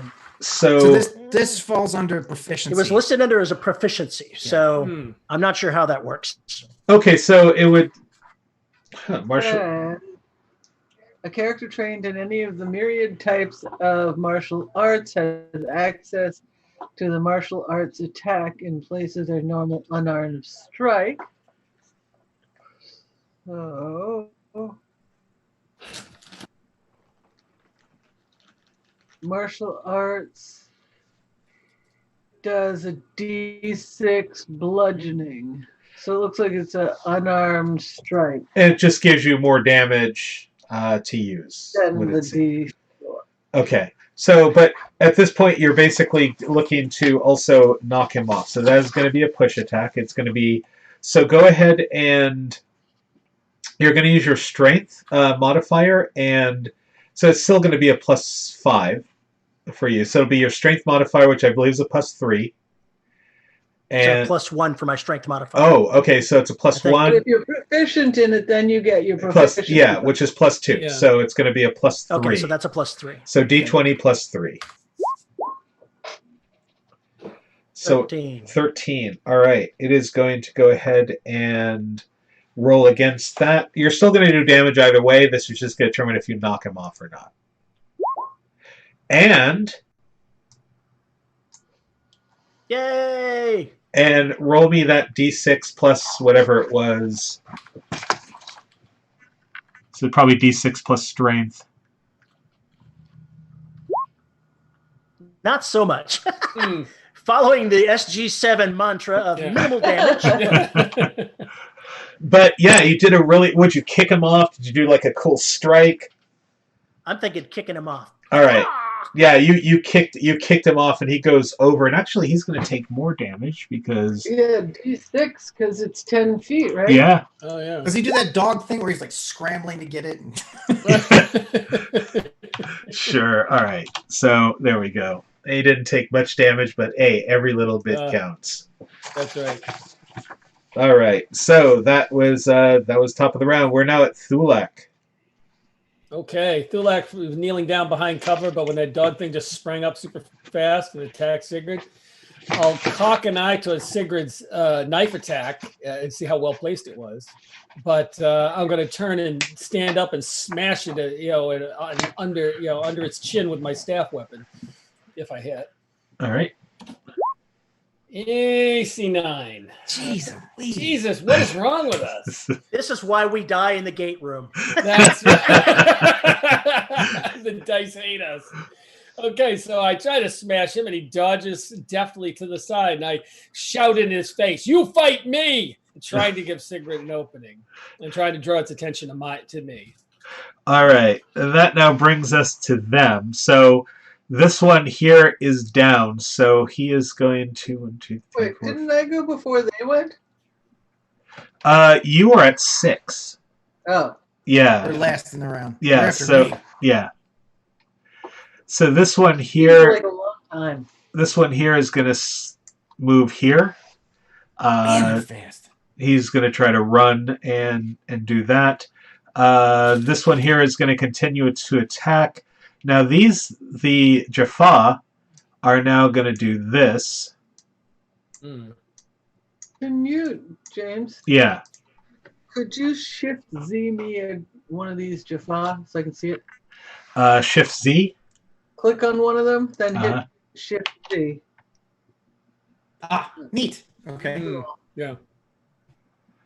Yep. So that's what they look like, and actually that's the symbol that's on their head. Oh. Okay. That's not quite the same symbol as the... Okay. All right. So, so they seem to be doing a V formation. So as soon as one fires, they fall behind, the other ones move forward, as just basically to recharge their weapons. So this one. Yes, I don't get to benefit from that. So this one here is going to. He's looking at Thulak at this point, and Trying to draw his attention to me.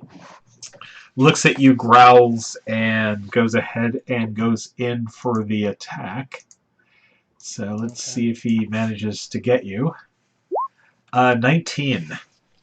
I believe not. My AC is 20, and I think I have a +2 still from. Oh wow, that's right. You're wearing like the super heavy armor. All right, Yes. so yeah, so you're golden. It definitely scratches at your vest, but doesn't Yeah. quite do damage.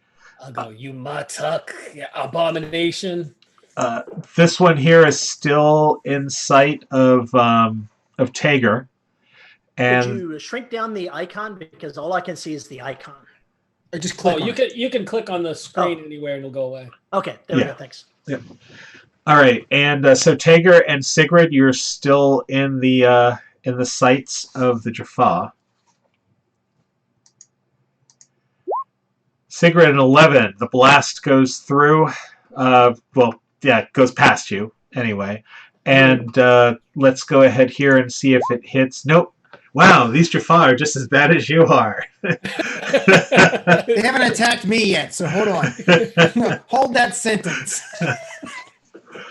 All right, so they attack. That's now going to bring us to our good old friend Ryak. Okay. Oh, my attack. All right. How many? So I didn't. You said mark off the ammo, but I don't see ammo in here. How much ammo do I have? It has a capacity of 50 if you're using the P90. Okay, and then how many do I? What if I fire full auto? How many is that? So basically, you can. So for every 3 that you spend, is a bullet. Every 3 is a bullet. Yeah. So What? what? What does that mean? Yeah, I'm missing something. So according to our automatic rules, Okay. as soon as I bring it up here, automatic. So it says the weapon may fire multiple bullets as one action, spending 3 or more capacity. For every 3 capacity the weapon expends, the attack deals plus tension die damage. Right, But but it you just adds still use- potential damage for you. Okay. So if I were to fire, what would you say full auto would be if I was going to fire a burst? Well, realistically, it says that it's for every 3. So if 50 divided by 3 is roughly what? Your GM's not No, it's still 3 bullets, Mhm. but for every 3 bullets you shoot, it excuses Oh, it gives it a plus. when the attack deals and TD damage. Yeah. Okay. So- So Like multiples of 3 is what you're looking at. okay. Yeah. So I'm going to assume I attacked all 4 of them last round. So I'm going to assume that I spent 12 last So, round. and then Pete, it says due to recoil, the character is limited to firing a number of rounds equal to your proficiency modifier. So right now you can only shoot 2 bullets. Yeah. Oh, then I could have only shot 2 the last time. So that's minute. useful to know. 2 bullets or 2 sets of 3? It says number of rounds equal to their proficiency. Oh. So, but I'm going to say basically 2 rounds of 3, because then that just, and hopefully we did that right. Because otherwise then you wouldn't even be able to shoot one 3-round burst until you were like 5th level. Okay. Yeah, I guess that sort of makes sense. All right. All right. Let's do that. All right. So I'm going to do that again. I'll fire again. Okay.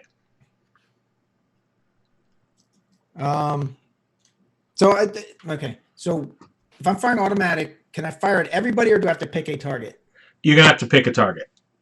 Well, Alright, so I'm gonna or pick- if you're shooting 2 rounds, so theoretically you could shoot at 2. Okay. Then I'll shoot at this guy and this guy. These 2. Okay. But it's 1 roll, right? Yeah, because it doesn't say there's multiple rolls. Here goes. Yay! 16. Does that do 6 anything? on the Jafar. That is going to be a that will be a hit. with the AC 12. Okay, so my damage is D10, Plus a D6 because you're using your tension die. 1D10 plus 1D6. Yep. Okay, and then is there anything for the automatic? No, that just... Okay. Yay, 11 points. And that's on this one here, right? Which one? This one? Well, I was doing it on this guy, Okay. and then the second one was this guy. Oh, okay, so this one here. So 11 points. Awesome. Not down, but definitely it pierces the armor, and he jerks around from both bullets hitting. Okay. So then also remember about your P90. You're using P90, right? Yep. If you do not move and fire only one shot, your attack is at advantage against targets within short range. Okay. Oh, okay, so that would have been an advantage then, and this one would be an advantage. No, I only shot one shot. Oh, okay. Well, what does firing automatic give you, though? Extra damage, I would wager. Extra. Automatic is when you're shooting the 3 bullets and you get your tension dice. Oh, okay, got you. Okay. Yeah. So you add your tension. Okay, I got it. Yep, that's why you roll the extra D6. All right. Got it. So All yeah, right, I'm in. you strafe across those two, and it kind of pushes them back from the momentum, but they are still standing. All right. Hey, I did something. Yay! And then now we go to Sigrid.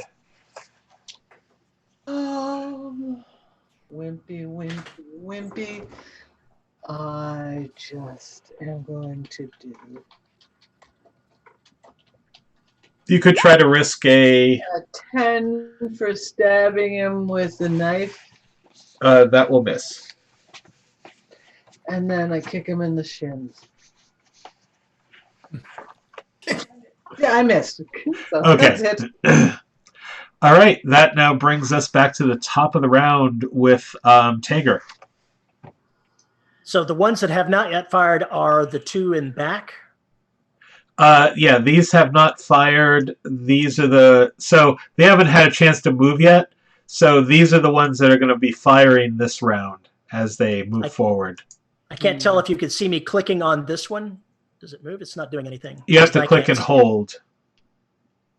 There we is are. my target. Okay. And I am going to go ahead and use my P90 and put a 3-round burst into him. All right. So you got... That's automatic rules, I think. Yep. So you just roll and you'll get 2 shots off. Just make sure you burn the ammo.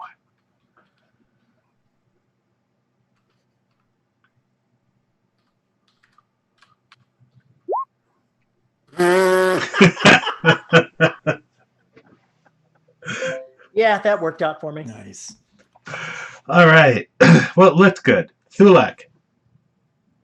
Ulak is going to spin his staff weapon around, and Tager is dancing around on top of the Fred like a lunatic, right? That's not me. That's That's me. That's That's right. Oh, Ryak's doing that. Well, still, I'm going to shove the staff weapon, between his 2 legs as he stands on top of the equipment. That's and Monkey. Firing and take a shot at this Jaffa here. Okay. I'm a grower. 19. Barely so.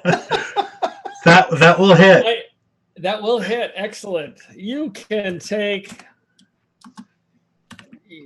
D6. Can take Nice. 9 points of staff weapon in the face. And- then I'm going to... What's that? Oh, I was going to say, and he is faceless. Oh, he goes...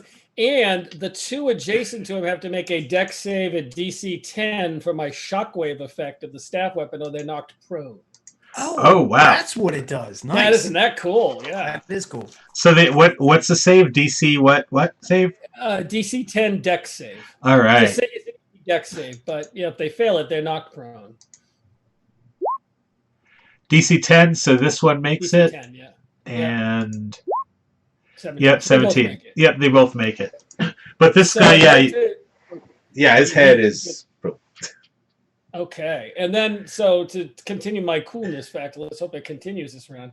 So I want to spin around and shoot this guy with my action surge. Oh, nice. Yeah. Get one more attack. Yep. Yeah. So I'll spin the staff weapon around and discharge it. Oh wait, face. don't you need Does it have to to recharge? It does need Does to it have reach. to recharge per round or per shot? It's per That's shot. where I was going. Yeah, it's per shot. Oh, not per round? Yeah. Okay. But you can hit him with it. I mean, or just I not can use totally it. hit him. Yeah.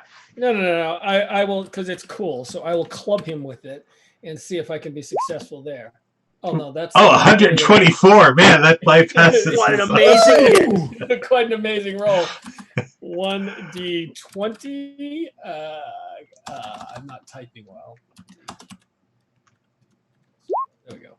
16. 16. Will that hit him? Yep. You want to make it a push attack or to knock him off? Or I would love to push him off the edge if I can. all I right. didn't know if I had that luxury. So yeah. So go ahead and give me a. It would be considered a club. So actually, yeah. It's melee. Oh, it has. I have damage for attack with the staff weapon. So give me the damage. Oh, total of 10. Ouch. Because it's a D10. Yeah, it's a D10 for melee, and then I get my strength bonus. All right. So yeah, he doesn't die, but definitely you crack his jaw really hard, and he falls off the side here, taking an additional. Maybe the fall will kill him. Yeah, maybe the fall will kill him. But either way, he's not in the position he was before. No, fall doesn't kill him, unfortunately. But that's okay. Yeah. All right. I'll say, Dr. Sigrid, you should seek cover. All right, and that now brings us to actually them. So this one here, 1, 2, 3, 4, 5, 6. 1, 2, 3, 4, 5, 6. They're running. They're not trying to climb up. All right. So this guy is an ex-Jaffa. So this is the only one who can fire. So he's going to move here. He's going to move to cover here. And that one is going to lay. So the only one is going to be able to take a shot, and that's at Tager. Actually, yeah, because that's love how they're ignoring the guy on top of the Fred. Oh, that's right. That actually. Yeah. We'll shoot the guy over there behind it. Ignore the man on top of the Fred. All right. Well, we're going to go to Ryak then. Thank you. What a buddy. And he rolls a 4 anyway. Okay.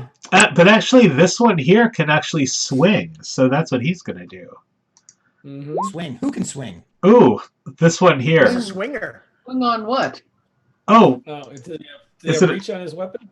I don't know. It's a 2-meter staff, so shit. Yeah. Oh, shit. Hit me with a staff. All right. Yeah. Yeah, so with a 22, I'm sure that hits with all your cool bonuses and everything. God damn it. Yeah, it still hits.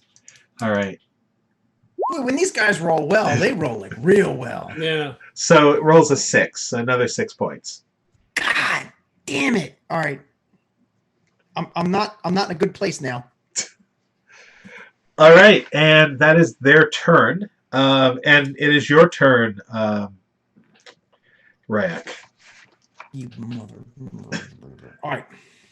Some bitch. All right, I'm gonna. I can just picture though. I can just picture you're doing there. You go, wow. Why don't they hit me? And this Tager stands up and goes, "Why aren't you hitting him? What about him? What about him? Why are you shooting me? Son of a bitch! All right. Yeah. All right, so James, I'm gonna move here. Uh-huh. And I'm just gonna put this thing right in this dude's face and just light into him. Okay, so but shooting at point blank is going to be at disadvantage. I mean, it'll be cool, but you can do it. Yeah. Oh, man, well, I ain't doing that then. Hell with that. All right. Oh, I know what I'll do. I'll do what Mary said. I'm gonna take one shot at him, so I'm gonna shoot at advantage. Okay. So let's see. Let's do this. Roll 2d20, right? Yep. Plus 5. That's going to give you 2d20s added together. Oh, crap. How do I do that? Just type it regularly, then Control-C it, then Control-V it. Gotcha. A 15 will hit. All right, A so I'll take 17. the 17. Yep, they'll both hit. Sweet. All right. So that does what, 1d10? Yep, whatever the damage is for that. And you're not going an automatic shot, so it's just, yeah, this No. 1d10. All right. 2. He goes tee-hee. Right. Oh, that's right. However, I am going to activate. I have a feat, James, because Yeah. I have that flexible tactical thing. Uh-huh. I'm going to give coordinated response. So when roll, oh no, not coordinated response. Sorry, not that one. Where is it? Assault coordination. Anyone else hits with a ranged attack this round gets +1 to the D6. Oh, wow. Okay. The Very next cool. successful one, not anyone, but the next Okay. successful one Oh. will do an additional D6 damage. And that's going to be Nice. Sigrid, who is next. All right. So Just hit, which guy gets that? This one? and it doesn't matter. Anybody. Oh, okay. So I'll just shuffle over this way a tiny bit.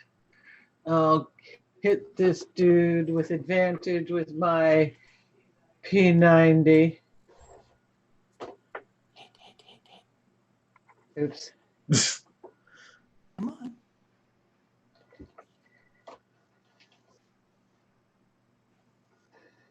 Oops. I gotta type it right. The suspense is killing us. Dun, dun, dun, dun, dun. Ooh. Oh, come on. Living up to the Yeah, SG Oh, yeah. so- I know. 17. 17, sweet. Oh, now I gotta do damage, eh? Yeah. And you'll do a plus D6. So it's gonna be 2d6, right? No. What was my damage on this? P90 is 1d10. 1d10 plus 1d6. Yeah. 1d10.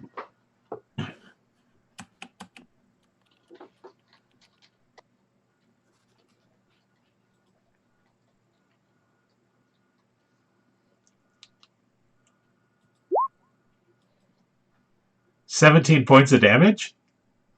Yeah. Wow.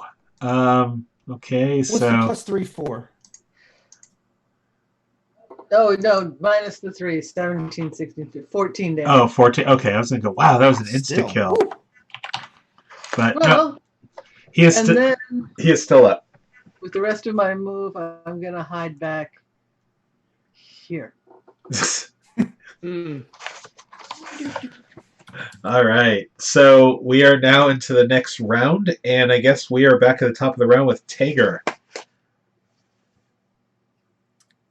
Tager is going to go ahead and aim at the lead Jaffa here because I assume I can't hit the one behind him.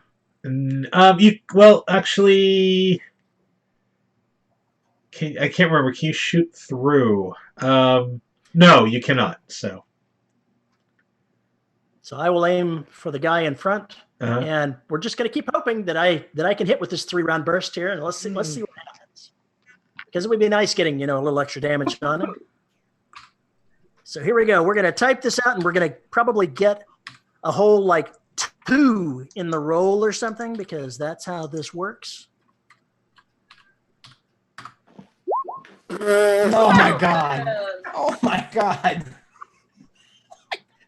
Oh, oh, that's not good. That's probably not good at all. yeah, you're Natural 1 there. your P90 jams. Of course it does. Of course. All right. Well, that was fun. We are now going to go to Thulak. Curse Okay. you, SG7! Thulak's going to make a run around the Fred and get right to this spot and clock this guy with my staff weapon, Okay. since it's my recharge round.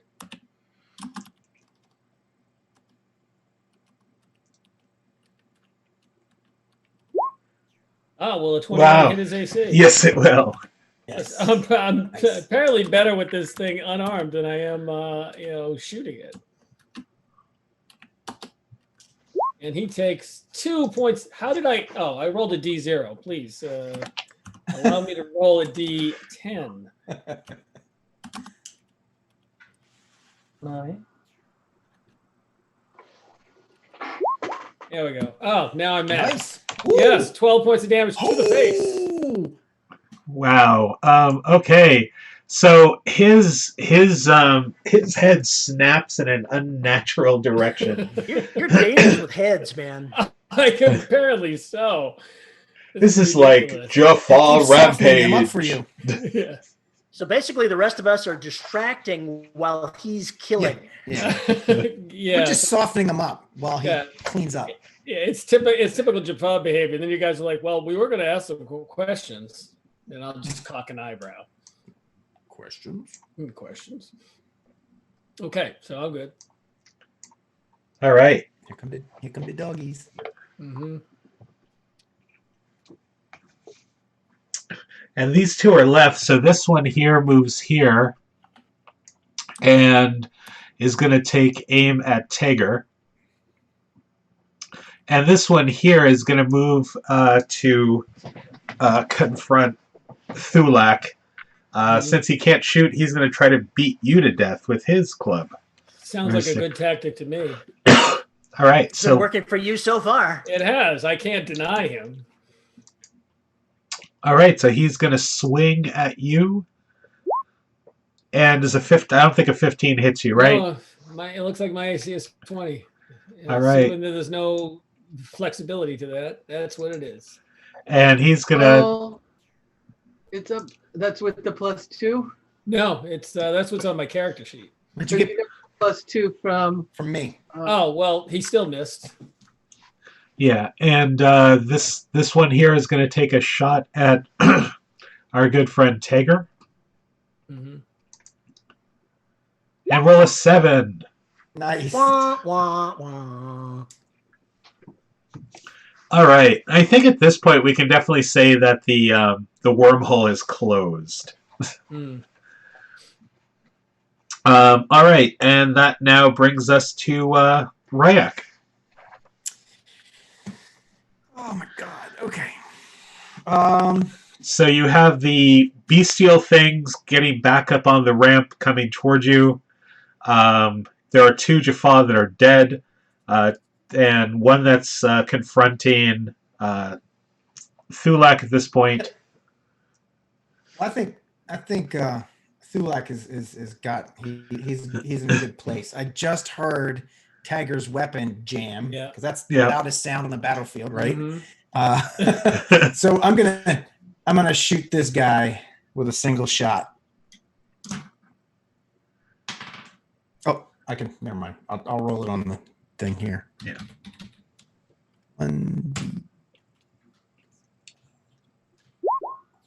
That's a 16. That'll hit. But let's see. Yeah, that's it. That's what I'm gonna do. All right. So then 7 points of damage. All right. He is fresh, so the bullet hits him. He winces and kind of does a stumble back, but he is still up. I'm not adding anything to my. He shot and was stumbled. Does that mean he stumbled to the edge and might fall off? Hold on, No, not that. James, real We quick. can hope, right? What's I'm that? not adding it. I'm not adding anything to my damage, right? It's Not just unless the you're D10. doing an automatic that would add your tension die to Gotcha. it. Okay. It's just straight, Just making sure. straight roll. Yep. Okay. All right, and that brings us to Sigrid. Okay, I will step over here. Shoot this fruitcake. All right. I'll just. Are you going to go auto or? I'll do 1 bullet. Okay. Kill it. Kill it. Kill it. Ooh. Nice. Oh, Nice. Oh, it's shit. natural 20. Nice. So So you weren't firing auto, so unfortunately you don't get the plus tension die, but it'll be double. no, but I get. So then.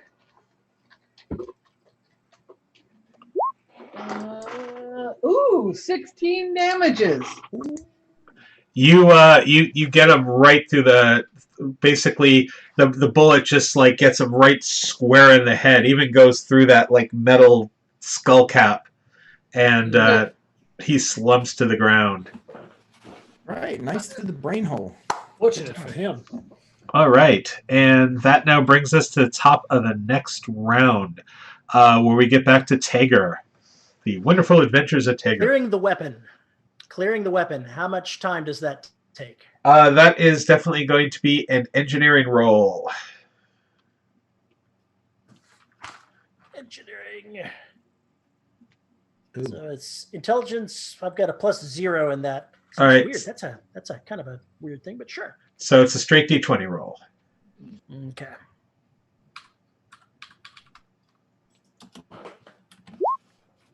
All right, I was going to give it a DC 10, so it takes you this round to clear it. And that's what I'm doing. Can I move while I'm doing it? Yes, you can. I'm going to sidestep and at least get a little bit of cover here. Look at all these great dead Jaffa you could use as cover. All right. That was Tager at 22. Thulak, you were in that Mortal Kirk battle. Dun, dun, dun, Yes. dun. Did I hear correctly that if I fired right from where I am, I'd be at disadvantage? Yes. Hmm. You could step back. Yeah, I'm thinking about that because Take an attack of advantage. You would get an attack of opportunity on you, but if you want to... I will take that gamble. All right. Roll to hit my AC. 16 misses. Clang! And then I will discharge the staff weapon to get this over with. An unnatural 20. That hits. Okay, take 8 points of staff weapon damage to the face. Damn. All right. And Man, look at you. and They were drops. poorly trained. All right. And actually now that brings us to the Wolf brothers here. So 6. And gonna double move. Some other weirdo aliens down there or something? I see some other totems. Oh, these, like I said, these are statues for now. Oh, Well, not for now. They are statues. Dude, he comes flying up. Yeah, they're fast. Well, he double moved. he double moves, so he's not going to be able to actually attack. And that's going to bring us now to, it looks like Ryak. Yeah. Yeah, definitely got the brown pants on. All right.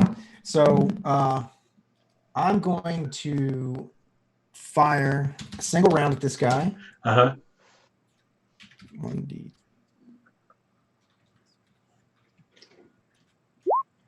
And then here's my advantage. Because I had advantage. All right, so 15. That'll hit. Okay. And James, I'm going to do my surge and do a second one. Okay.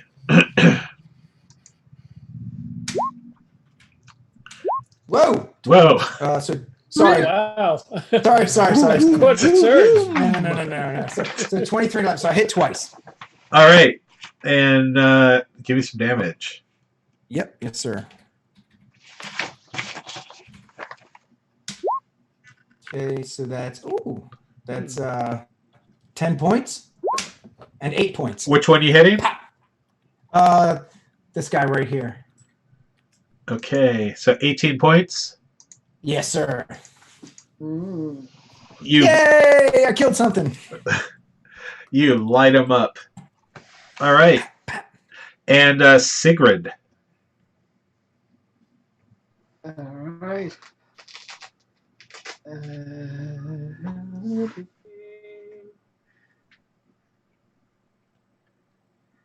I guess I gotta move to hit this guy, right? If you want, I mean, what's your short range?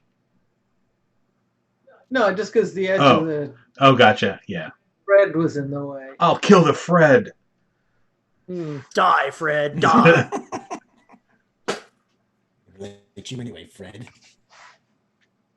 Why can't we just name it Wilma? Too many letters to paint. 20. Oh, wow.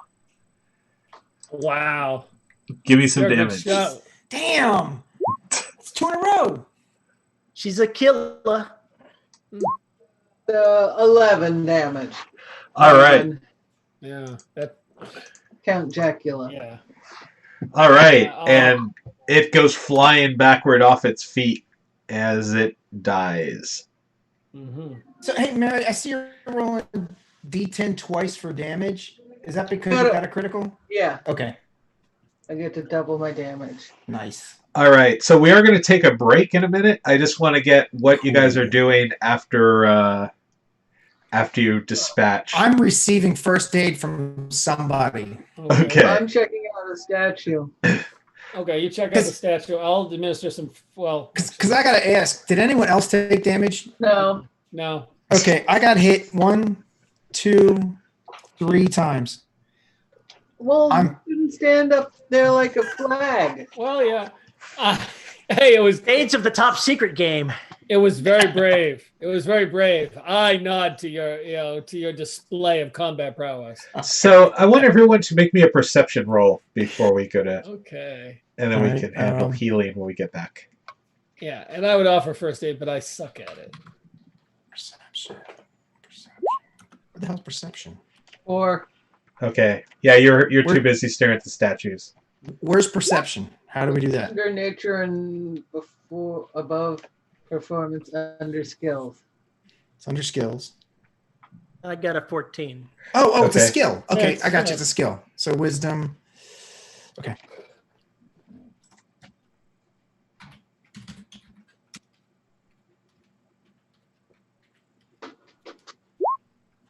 All right. So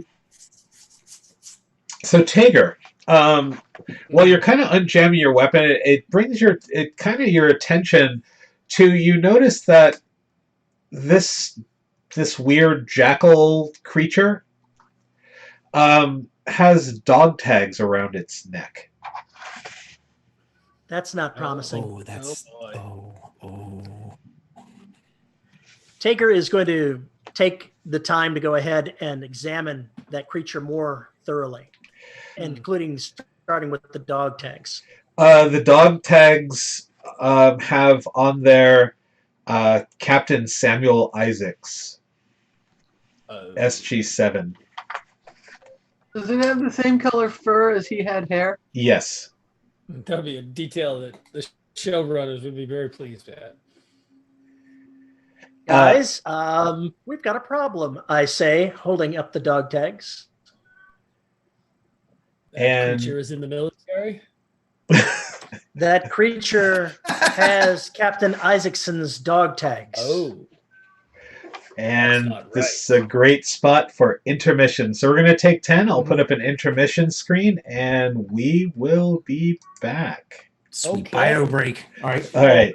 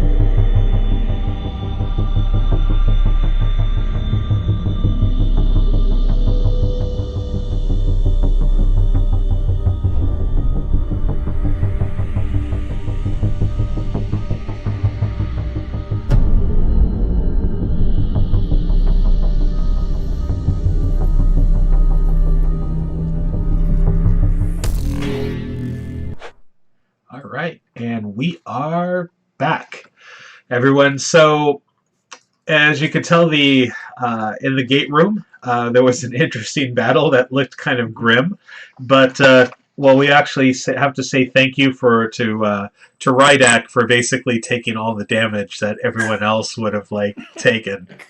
What's the translation of Rydak? Is it damage magnet? I think that's what it means in English. Yeah, I think that's what it means.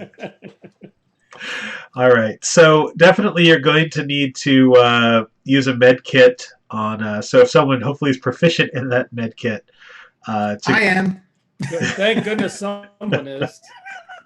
Wow, you even have to heal yourself. Maybe that's why you're proficient. You have to heal yourself.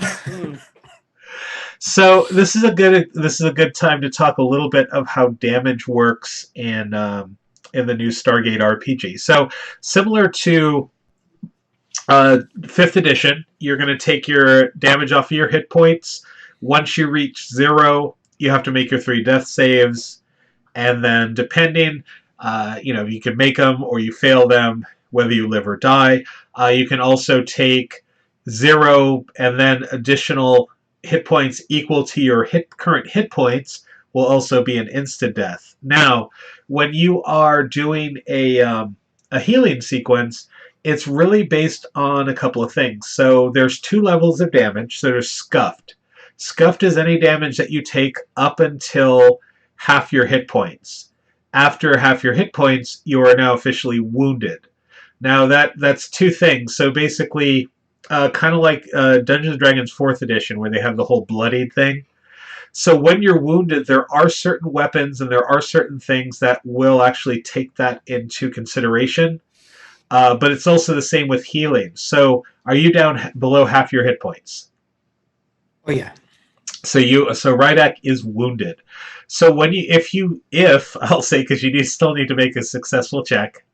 If you make that check, you will be able to do 2d8 as healing back to yourself. Okay. If you were scuffed, that would have been 2d4.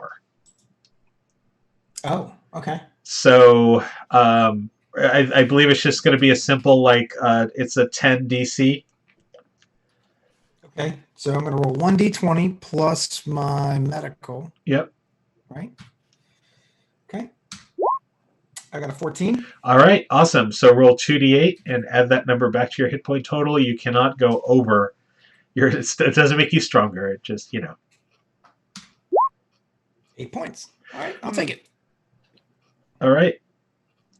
And so you definitely see Rydak sitting there kind of wrapping himself up in gauze and everything. Probably looks like a mummy considering how much damage he took. Yeah, right. He took a lot of staff weapon blast, didn't you? I have all those Band-Aids, X's, here and here, like they do in the cartoons. So as we left the last scene, with the Jaffa dispatched and the 2 weird jackal creatures dispatched, it was Tager who went over and realized that there were dog tags on one of them, which showed up as Captain Samuel Isaacs. And further, the question was asked, is the hair color is the same as Isaac's as on this creature? And the answer was yes. Strange things afoot. I am checking out this statue. All right. Can you control Z it for me? Yep, I will. Actually, I can do better than that. Oh, actually, hold on. Stream Deck seems to be working. I shouldn't say that too loud. But, so I will show 2 things. So first of all, the symbol that was on each of the Jaffa is that, well, actually you can't see that unless you're looking at the stream.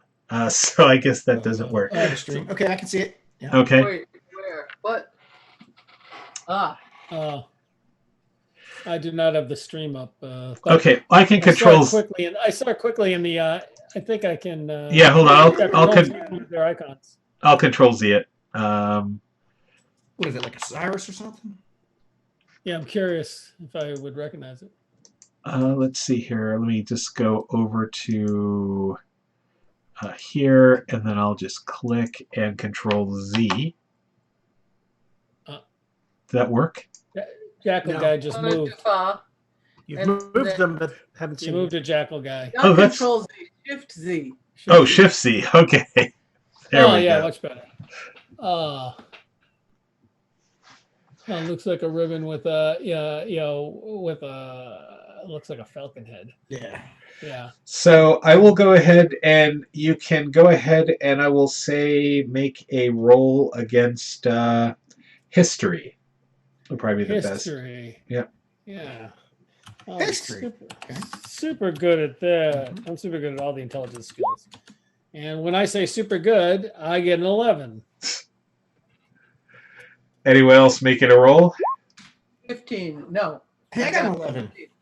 Hmm. Yeah, Mary. Looks like Mary's the one. Okay, so Sigrid, you are the one basically to inform the party, and is that the symbol that you see before you is that of Set, also known as Seth, also known as Satesh. That would make sense based on what we knew on the start of our mission. Yeah, yeah. Yep. And then let me go ahead here and show you the second one, and I'll have to I'll shift Z that one as well. But let me oh, that's right, because I'm just using StreamYard because it's actually working. There we go.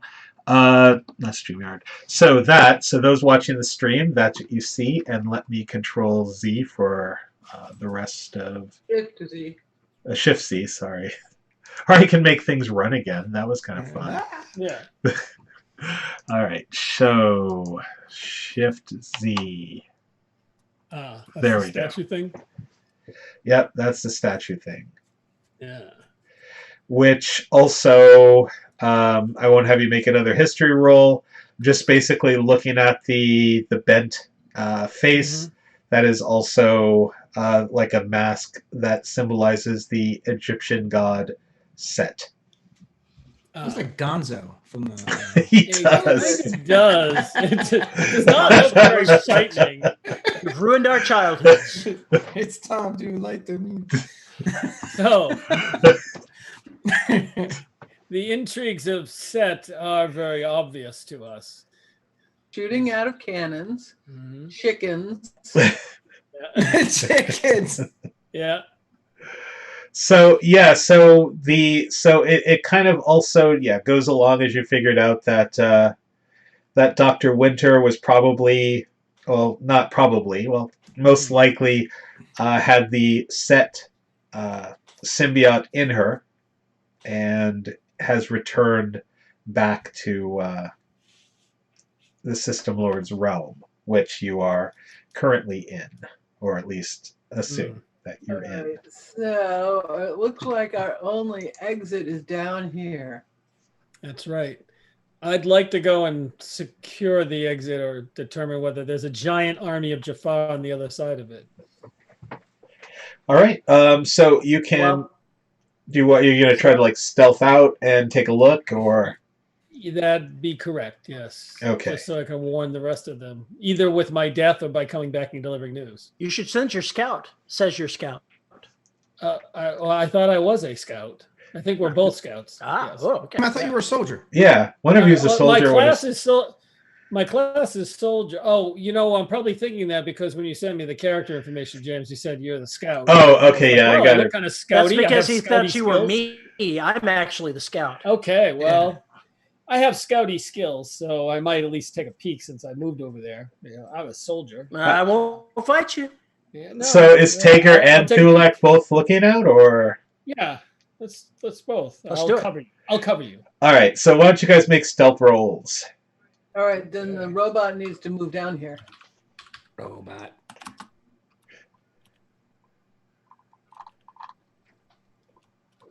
Terry, can you move your robot, or? Move my robot. Oh, yes. Yeah. Come on, robot. You've got to be kidding me. This is following the entire SG7 terrible rolling scheme. Apparently so. I was pretty thrilled. I was like, I'm best with stealth. Oh, but apparently I need to roll a d20 with it.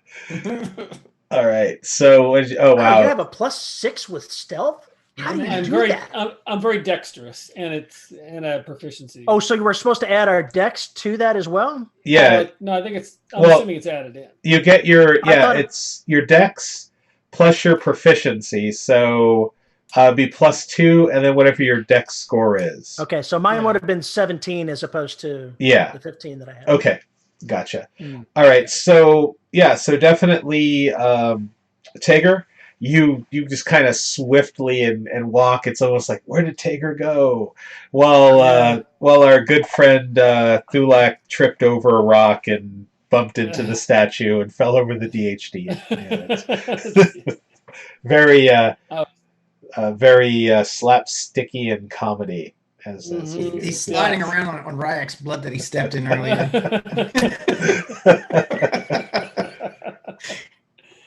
God, it's everywhere. How much blood do you have in your body?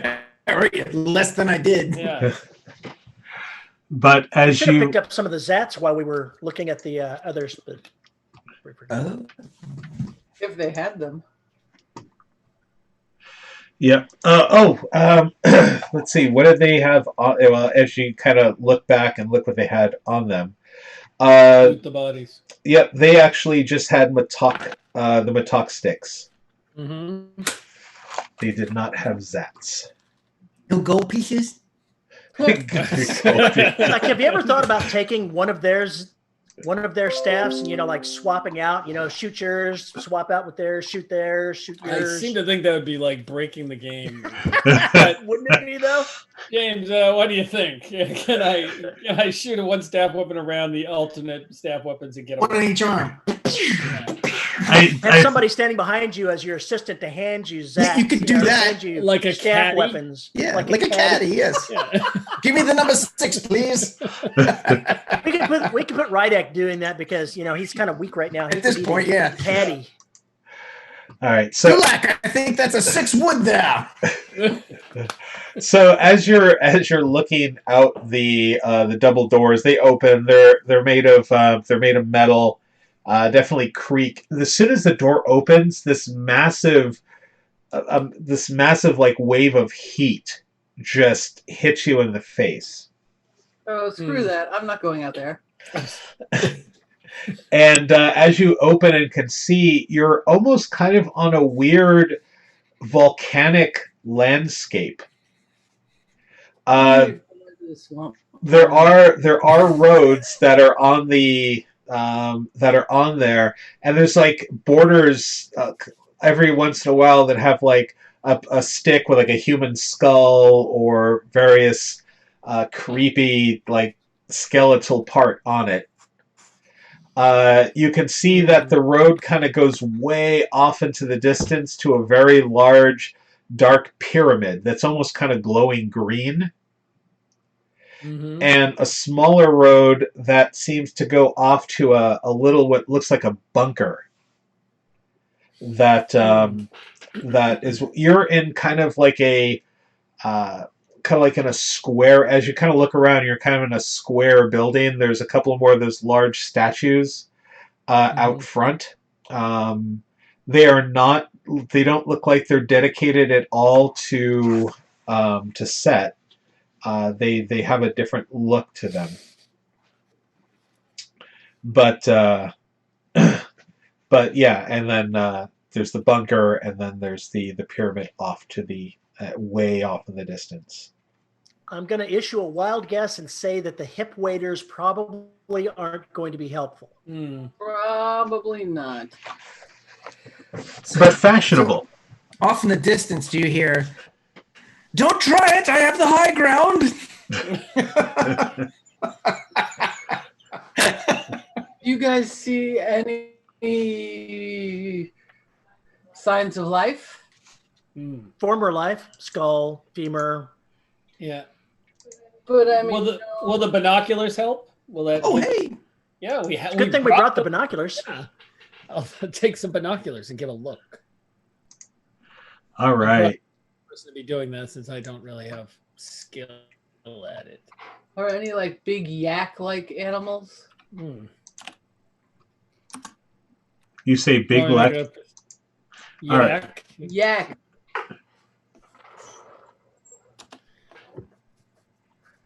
All right. So you're looking off in like both directions. Everyone give me a perception roll. Who's looking?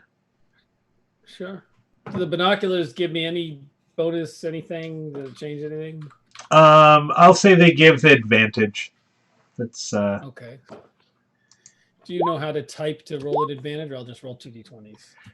yeah. Just there's a macro for it, but yeah, I didn't think to. Yeah. Okay. So 18. All right. 21. Wow. All right. So as you're looking off in the distance, what did you end up getting, Sigrid? I'm not looking out there. I'm hiding back here. Okay. In case we draw staff weapon cannon fire. Yeah. Okay. So as you're looking up, you can't particularly see too far at the pyramid. So really, all you're kind of still seeing is rock, as it seems to be way off in the distance. As you're looking through the binoculars at the small little compound that's off in the hills, and all of you definitely rolled well, I think. Actually, no. So Pete, you didn't quite do as well, but definitely Thulak. Nope, of course not. Yeah. Thulak and Tager, as you guys are kind of looking, you can see the other Malp outside of that bunker, and you can also see a couple of more of those crazy looking man beast things kind of patrolling out front, but you don't see any other Jaffa, and there is kind of an eerie light coming from within that bunker. I'm sure for comedy, since we were trading, Tager and I were trading the binoculars back and forth. And Terry was looking to get his hands on them, and we just passed them to each other. One eye each. You know, we hold it in the middle. I'm using the one eye on this. Yeah, and we're commenting, and he's like, "Let me see." And meanwhile, I'm laughing because you both have like this black stuff. Like, That's right. Yes. Look like raccoons. Yeah, that's us. Okay, but I'll say, why would a system lord need to create soldiers out of Tauri when Cruelty. they have access to Jaffa? Cruelty. Cannon fodder. Well, Jaffa are considered to be, as you say, cannon fodder. But they're still more important than humans because they are symbiote sacks and they do want the Now we don't have to get racist. to Symbiote sacks. yeah, jeez.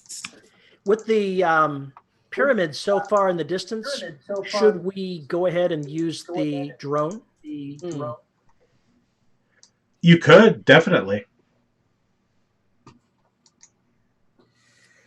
Okay. I'll go back and pull it off the. Actually, I'm gonna take my remote control, and I'm going to bring the Fred up to where we are. All right. All right. So you're gonna bring the Fred like right to the entrance of the actual. Yeah. Okay. And then take the UAV off the Fred and hand it up front so they can place it for takeoff.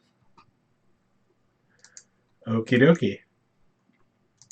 And you're going to need to go ahead and make a roll to control it. So I would say it's an engineering, but if you have any bonuses.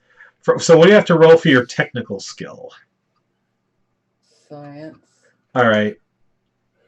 All right. We're gonna go with engineering, but I will give you a. It's kind of remote control. So yeah, just give me an engineering. Let me know what you get. 5. And that's how we crashed. Bro. Yeah. So the drone does a bit of a. Does anybody else have a better engineering? I just have +3. I don't No. have it at No. all. So at this point, I'm going to say, give me another D20 roll, engineering as well. 12. All right. So you managed to land it without crashing it. It just, yeah, it was something, either was interference, something with the remote, possibly winds. You just couldn't quite get it to go, but it didn't do anything like fall apart or arms fell off or anything like that. So it just, right now, seems to be a misopportune time to, like, try it, unless someone else is, like, going, licking their finger and going, But Did So, they send us part of the technical nuke we requested? what's that? Did they send us with the No, technical nuke we that's not part of the kit, unfortunately. Yeah, they probably listened to you and then they forgot it. Yeah. All right. So, boss, what's the deal? What are we doing? I think, unfortunately, we're going to have to go on foot. All right. I'm So- going to refresh my ammo load from the from Fred before we go. That way, I've still got full Can ammo. we- Bring Fred. Do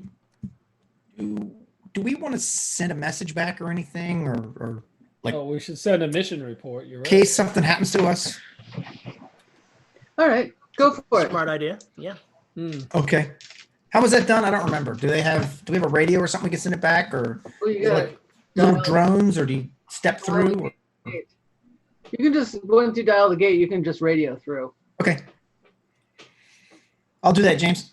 All right. So the other,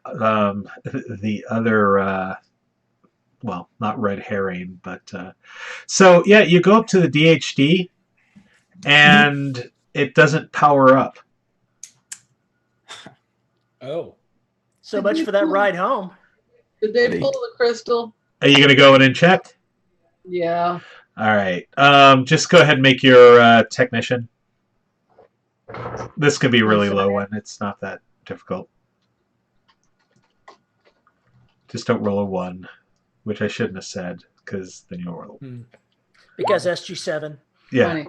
Yeah. You pop it open, and yeah, it looks like someone took the crystal out. So they kind of probably anticipated you not sending messages back or trying to get back. Now we have to go over there. Yay. All right. Well, Guess to we know. better start walking. hey, I'm gonna reload my weapon. So the question is, do we head for the pyramid or head for the bunker near the pyramid? Those are the two targets. Bunker. All right. Ross says bunker, and I'm good with that. Did I remember correctly, James? There's that other bunker not too far from the pyramid? Yeah, the bunker is very close. The pyramid is a little far off. Okay, then I guess the bunker. All right, so I'm going to go ahead and bring up Roll20 on the stream again so people can see, and I'm going to switch the maps on Roll20. We're going to do a Moxie test coming up, so because I want to be able to... Oh, and let me actually collect your tokens here on this so I can move them over to the next screen. And actually, I'm just going to go ahead and hide this here on OBS Studio so you don't see what I'm doing. There we go. And go back over. So, thoughts so far? Oh, on the system? Yeah. Yeah. Yeah, it's pretty cool. Pretty cool. The combat takes a long time.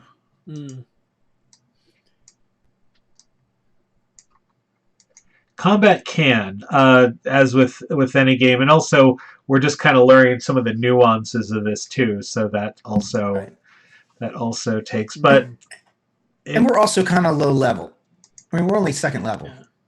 But it definitely had some flexibility. Allowing to jump up on top of the Fred and push people off. That allows for some of that cool action cinematic stuff, which I like. Right.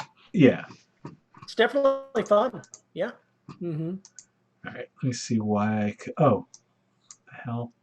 All right, now I'm going to try this. All right, so copy and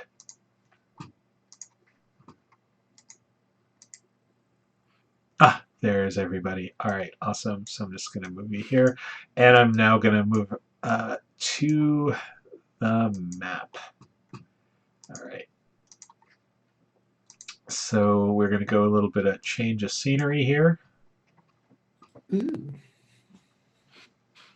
So it takes a while for you to get definitely up the hill a bit. So I mean, it's about a quarter of a mile, but it's like incredibly hot.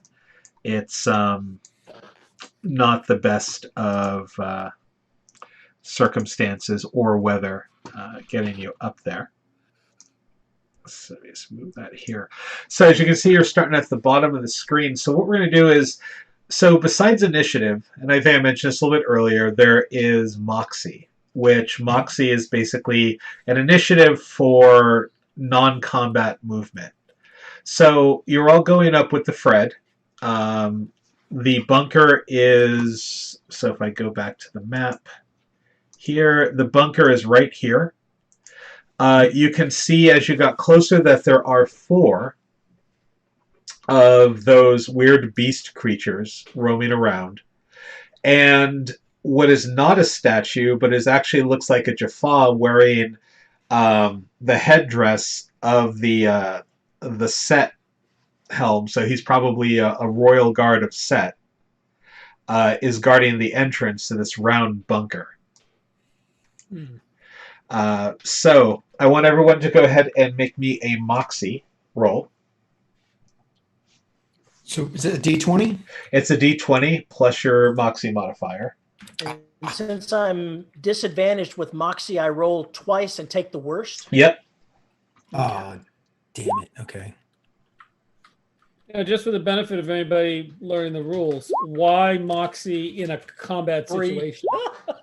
Well, so we're not particularly in a combat situation yet, but I want to do is get basically your movement and intentions based on that. So, I mean, all of you could just kind of, as we go down the list going, I'm running forward, guns a-blazing, and that just ends the non-combat. But maybe some of you might want to hit the tree line, or not tree line, but like move into cover here, or, you know, over here, or sneak around, or go into this giant mushroom fields over here.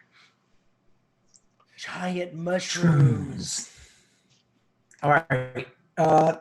So what order do you want to go in, James? All right. So is that the order? So Pete, it looks like you are sitting there with a. So Terry, did you also roll a 15 for your Moxie? I rolled twice. My lowest was a 3. Okay. Yeah, I rolled twice, James. My lowest was a 9. Okay. All right. So and I got a 7. So it looks like 9. And what did Sigrid end up getting? 6, right? Yeah. All right. So it still looks like it is Ryak who is at the top of the Moxie round. Really? I'm at the top? With a 9. So I think we're at 9, 7. Wow. Didn't Thulak get a? Oh yeah. Wow. Holy crap. Yeah. Damn. You rock, man. Yeah, with a 9. You guys suck. All right. Our order for a non-combat situation. Yeah. Gotcha. Okay. Yeah, James, I was gonna try and slip around. Because I'm still kind of hurting a little bit. But I'm good at stealth. So I was gonna try and maybe sneak up like over here somewhere. All right. Slip around. Like I'm going. You see where I'm like trying to like sneak around this way? All right. So give yourself about a double move for this this round. So that's going to be 12 of those squares. So what's diagonal? Is it just 1, 2? It's just 1. There's no it doesn't have that weird tactical. Diagonal is 2. It's all just 1. It's all just 1. Okay, 1, Yeah. 2, 3, 4, 5, 6, 7, 8, 9, 10.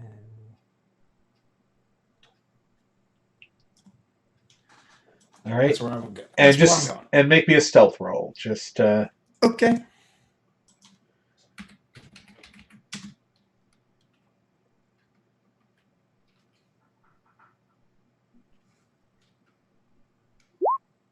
$16. All right. Yeah. Not bad. Basically, that's way over their passive, so they yeah. So it doesn't notice you as you sneak that way. All right. So next Okay. on that magical list of things looks like it is Thulak. Okay, Thulak would also want to take a covering position, but I'd be shooting for over here, Okay. and I would even putting a smoke grenade in the middle there cause combat to break out immediately, or just That would be Would that considered a switch- combat action. So we would. okay? Then I'd ready with a smoke grenade at signal that we were going to engage the enemy. So you stay your ground where you're at. No, I'm going to move over to here to cover. Okay. So why don't you go ahead? And Yep. ready with a smoke, Okay. ready with a smoke grenade. Awesome. All right, Sigrid. So James, what is that? What is he? Is he climbing up on rocks or something? Yeah. What? These are basically, yeah, they're like jagged rock outcrops. It's more like just, I wouldn't say it's for this particular thing. I'm not going to give you the penalty for rough terrain because we're not in combat. But otherwise, it would be two movement to move over any of that. Okay, sure. Well, if I had similar movement to him, I'd probably have plenty left over to move slowly up the rocks and get into a good spot. Okay. All right. And that'd be radio say 2 clicks and I will engage. All right, Sigrid.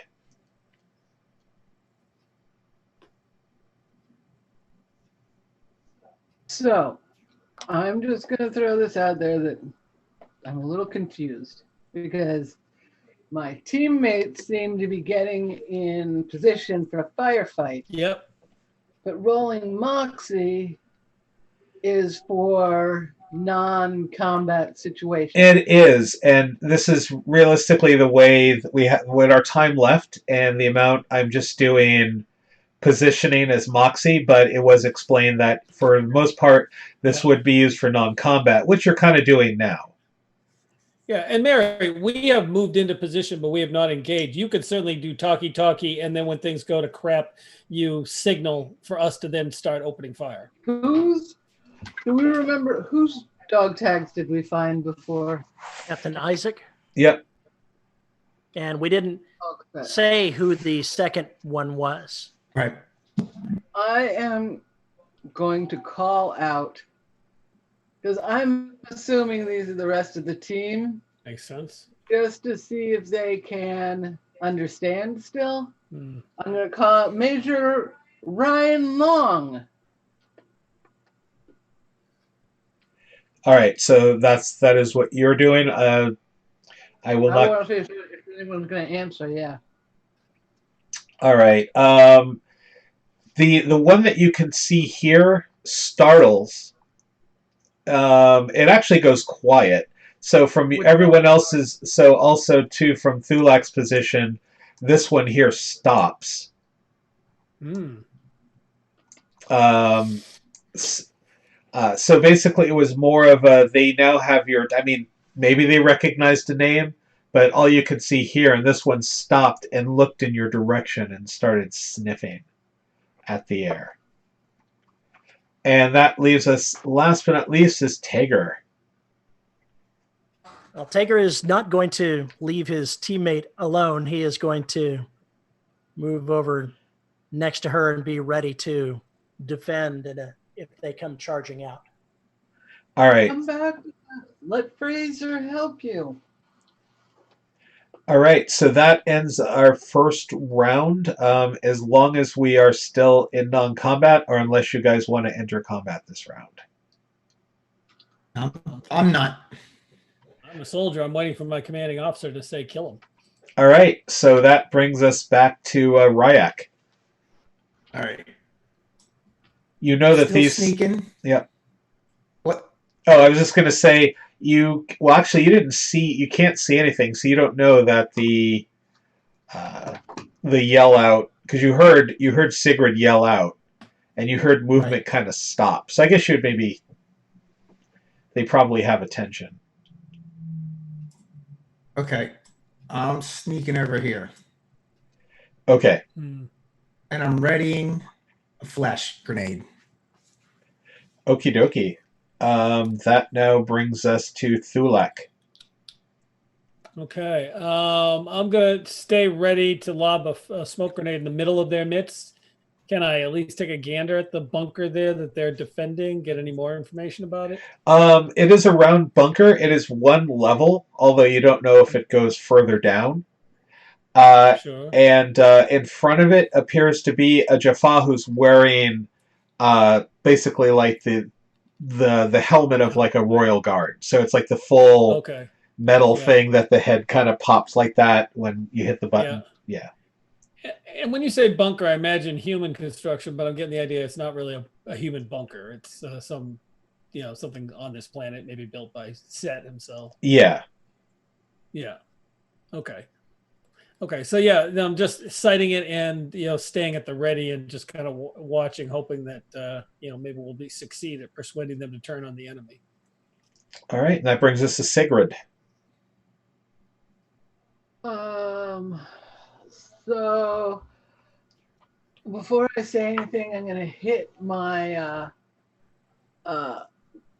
radio and say quietly, if possible, subdual damage. Let's try to get these guys back to Fraser. Mm. And I sort of move forward a little bit with my hands out, no weapon in it, saying, come on, I need to take you back to Fraser. Maybe she can help you. Come back to the gate with me. All right, and we're going to roll for combat initiative in a second, but we're going to end this with Tager. Tager is going to step forward and have his weapon ready to engage when that one comes charging forward, which I anticipate. All right. So, and just to the audience who's watching, so as Mary said, yeah, this isn't probably the greatest example of how Moxie would be used. Moxie is for non-combat situations, but this is probably, shouldn't really be used for tactical, but I figured that was the closest to a non-combat we're going to get in our half hour that we have left. So, but Moxie would be used for non-combat. All right, so let's go ahead and roll those magical initiative dice, and let us get initiative going. Wonderful. Ocho. Oh, we're continuing. Well, at least somebody's got good initiative. Right, hold on. I'm on the wrong thing. I'm trying to type it into YouTube. Do it! Type it to YouTube! Ooh, a whole 5. Man, Yeah. we suck. Jesus Christ. No, we're ready for the following round. Hold on. Oh, no, never mind. All right. The bad guys go first. They go like They're way natural first. Well, 20. that was the Royal Guard. So Royal Guard goes first because the beast creatures don't go till 5. Ah, good. All right. So it looks like next up we have Pete. Was that your 16 for initiative? No. Oh, 5. 5. Okay. So then it looks like Tager goes next. And then after Tager, wow. Thulak and Sigrid, what are your dexes? Mine is 18. Okay. Plus 4. Mine is 12. Okay. Yeah. So Thulak and Sigrid are next, which then brings us down to so what is your dex there, Ryak? 16. Okay, so at least you go before the beast creatures. Yeah, at least I'm not last. And all right, so kind of aware that something yelled, this one here is going to stand its ground, which then now brings us down to our Terry. So the guard did not actually do anything? Nope. I mean, it looks like he's aware. He kind of goes from his rest position to his staff down position. So is he in range? I think that's 8 squares. Is that actually 8 meters? That's it? We're that close? Apparently so. That's because if it's one per, because that's pretty. That is actually fairly close. Just for the sake of distances, I'm going to go ahead and say that each of these squares is 3 meters. Okay. Because otherwise, you'd it. Pretty much, you guys would have been hiding in plain and playing. That's what I was wondering. I think with the P90, I think short range is 50 meters, so I could still engage him if I'm remembering correctly. Yeah. So, having failed every single other time at firing an automatic burst, I'm going to use it on the Royal Guard because who knows? Maybe one day it'll actually work. All right. And I am going to shoot with my proficiency bonus. I can only it's only 2, so I can only shoot 2 3-round bursts. Yeah. Is that how that works? Yeah, because your proficiency is 2. You can only do basically 2 bullets or 2 bursts. Or however that works. Yeah. So let's see what it does this time.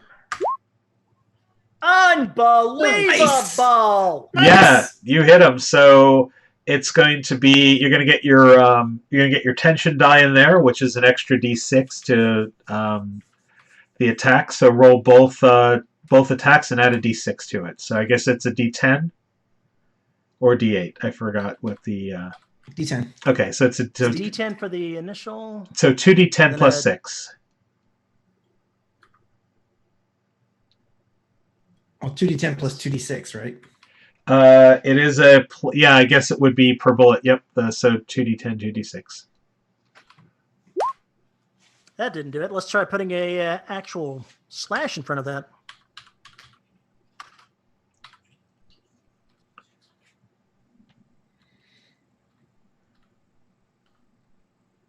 And just so you know, I figured out if you use the up arrow, it'll give you the last command. Okay. Ouch.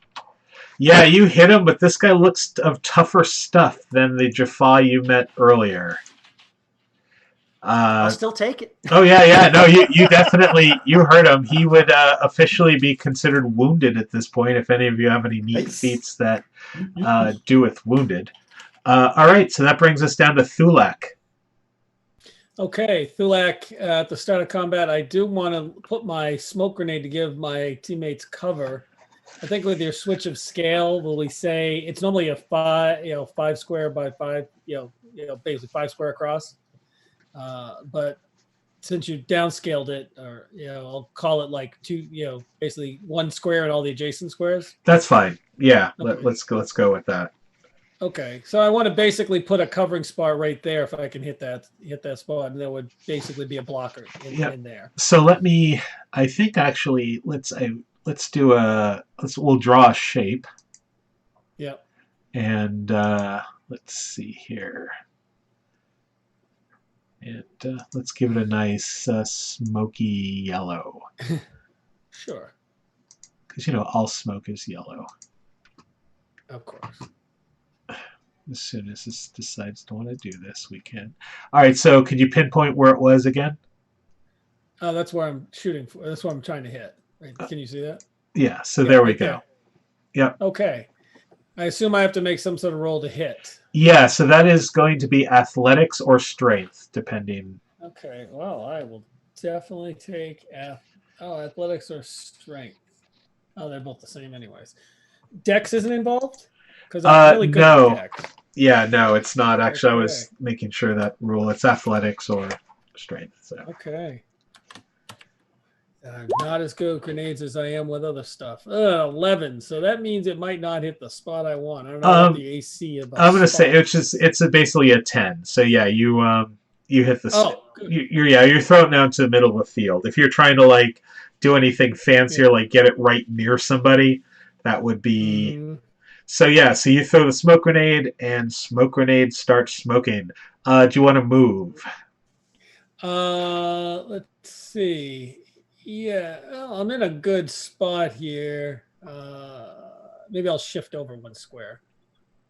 All right, there you go. So that's 2 move, but you got enough. Sigrid, Yeah. so there's now billowing smoke, although you can see one of those wild creatures right here. All right. So what I'm gonna try and do with this smoke.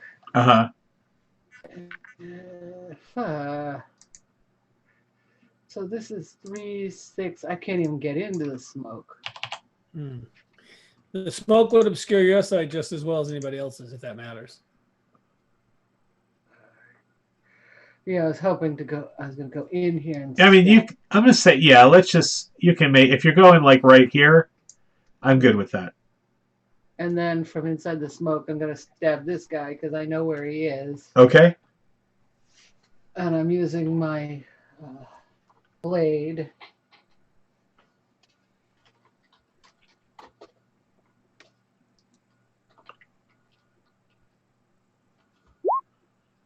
$18 to hit. Oh, 18 will definitely hit.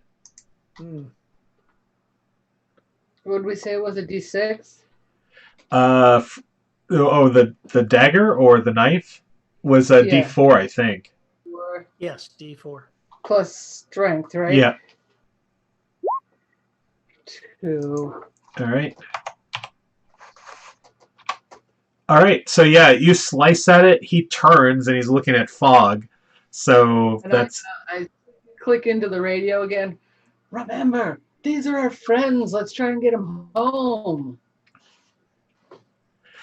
All right. Let's now go to. Go down the list here. That is Ryak. All right.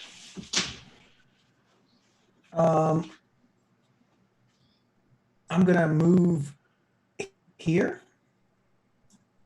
Okay. And I'm gonna drop a flashbang right there. Oh, nice. All right. Let's see. They have to make saving throws. Do I have to roll? Do I have to roll it all? Yeah. See. Yep. Just don't roll under a 10. Okay. Hold on. Don't say that. So it's plus what? Plus 3 for my dex. It's strength based. Professional bonus as well. It's athletics. So it's athletics, and you get proficiency if you have proficiency in athletics. Okay. Oh, do I have proficiency in athletics? Hold on. Proficiency.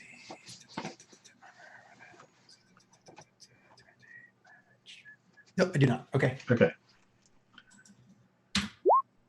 13. All right, There and you go. show me where you're throwing that.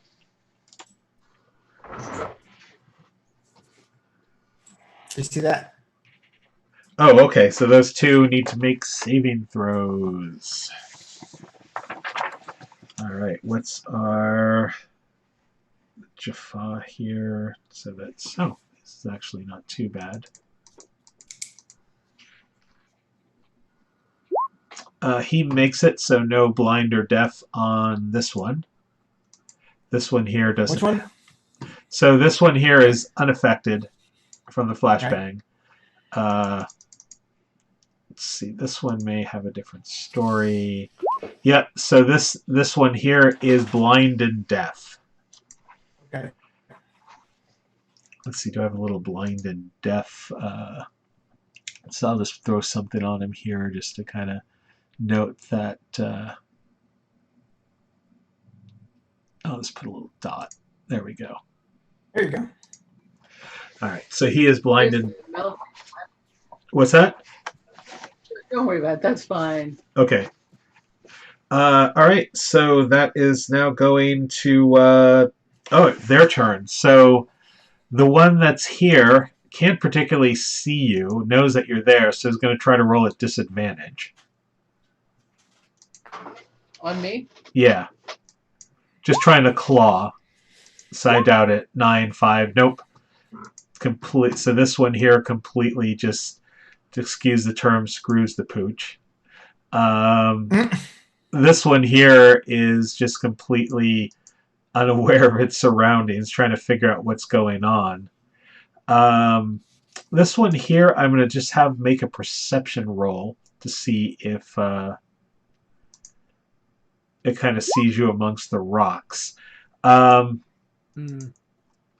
me a stealth roll. You have to beat a 19. Okay. This is for Thulak. Nope, I do not.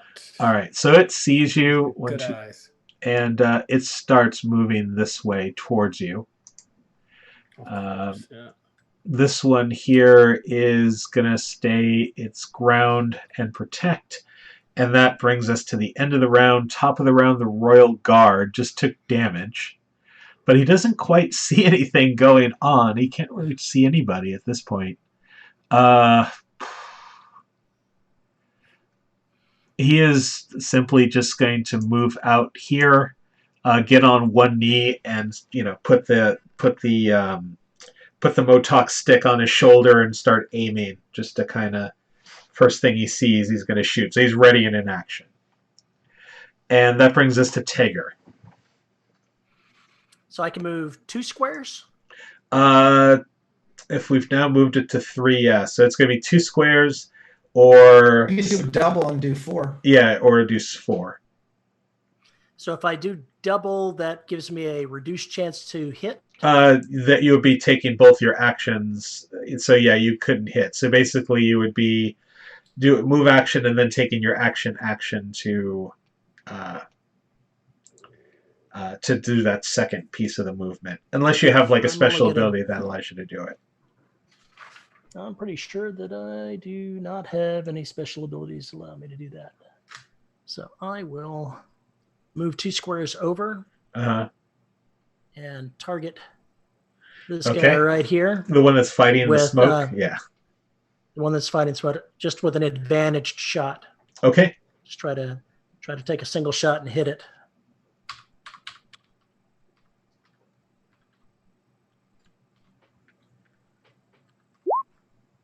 Oh, that hits. Nice.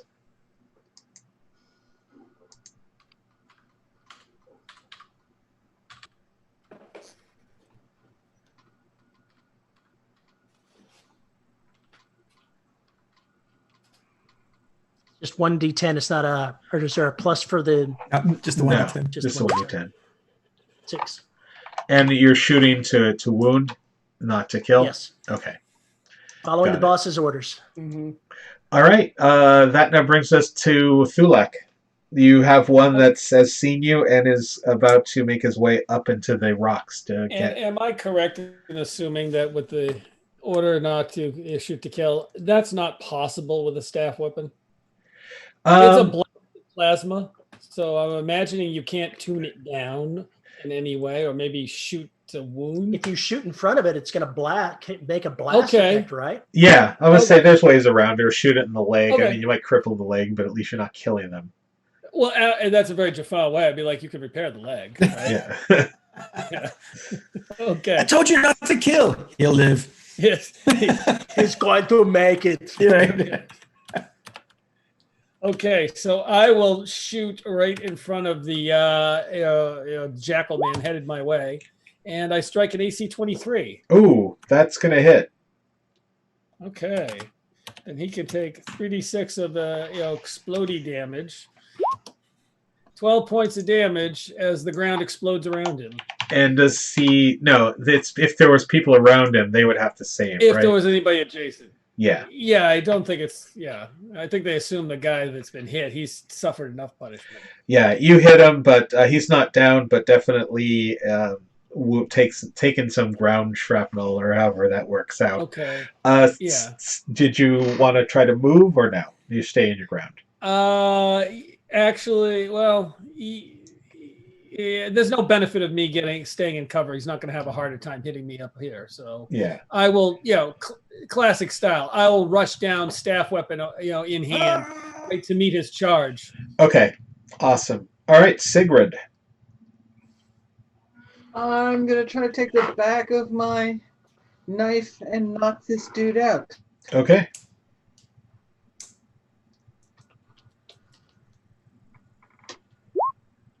Eleven. 11 will unfortunately miss. Meh.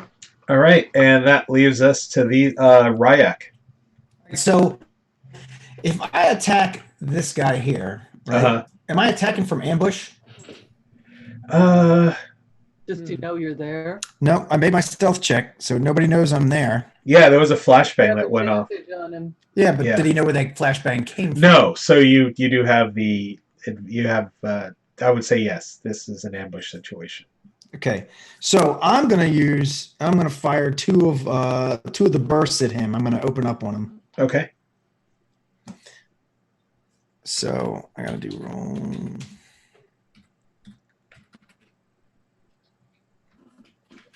Okay, so that's the first one. So 12. 12 will not hit. Okay, here comes the second one. Damn it. Dude. Oh my God. SG7 for the win. Got your attention now. Shit. All right. So this one here is going to double move since he heard the fire. This one here is like derp-de-dur, I'm blind and deaf still. Probably runs into a rock a couple of times. This one here is going to, now that he knows someone's shooting, is going to move his 2 to engage, which actually gives Sigrid an attack of opportunity. Mm-hmm.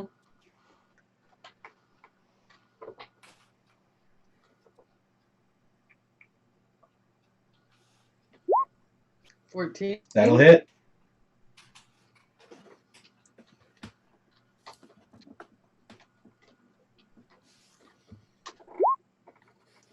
Four damage. All right.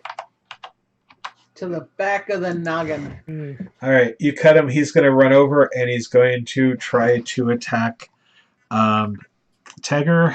And let's see if he does. It's an 18. My AC is 17. All right, so yeah, it manages to get you for 4 points.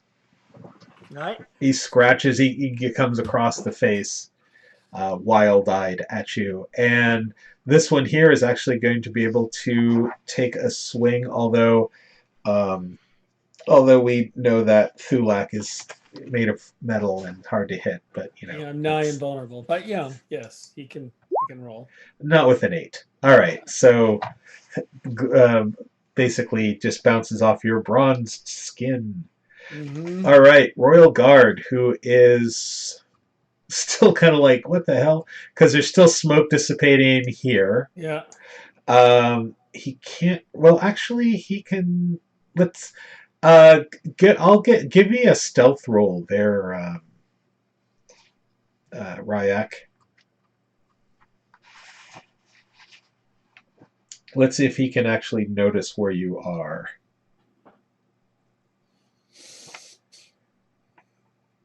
Doesn't seem to be. There's nothing from the high kind there.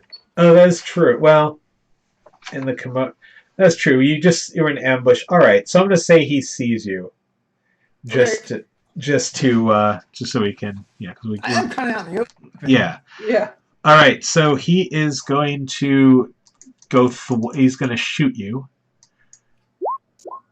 and rolls a natural 1. So basically, his Motok stick goes. Wow, that's terrible. You know what happened? I didn't hit him. One of my bullets landed in the end of his Motok stick. Oh, there you go.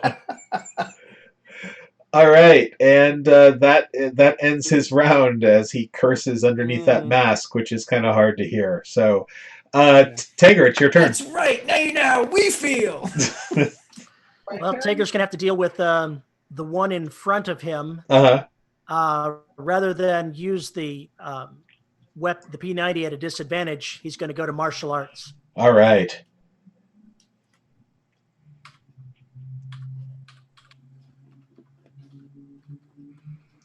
Let's see, martial arts. It's just going to be proficiency bonus plus your strength bonus. Yep, proficiency plus strength, plus your D20. Yeah. Wah, wah, wah. Oh man. Yeah, it looked very cool, but didn't quite do anything. Ah, spin in place. Where's your head? I can't hit it. Darn it. All right, Thulak. Oh, sorry.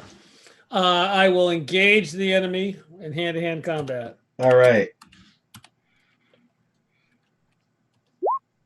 15 AC. 15 will hit. Okay. Nice. I'm glad you're on our team. I'm glad.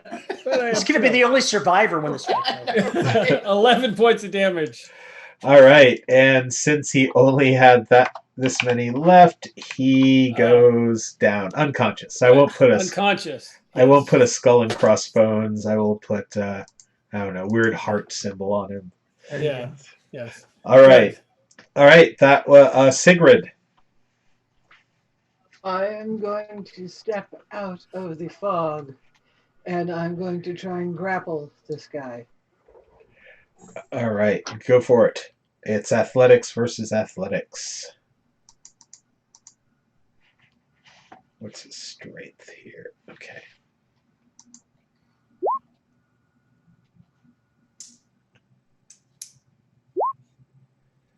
Eight. All right, so you're wrestling with him. Just that don't particularly have a grapple on him. And since we're at time, Yelling in his ear. I'm just yelling, Percy, Ryan, Carl, whoever you are, stand down. Ryak. Let's see. Oh man, I forgot I had this. Shit. All right.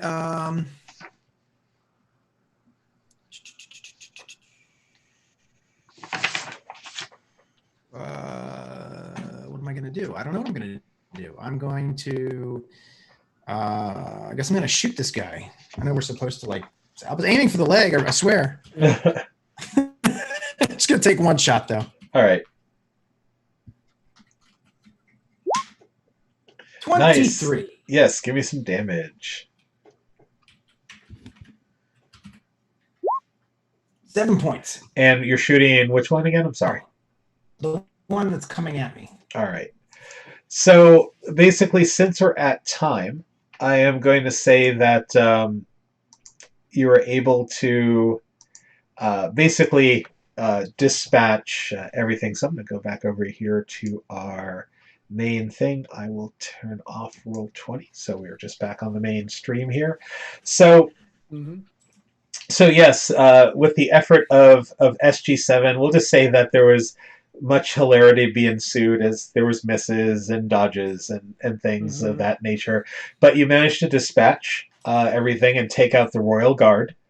You do manage to meet up. So the only ones, so the rest of those things were possibly some other human, as Major Long will tell you when you get in there, because he's in the bunker.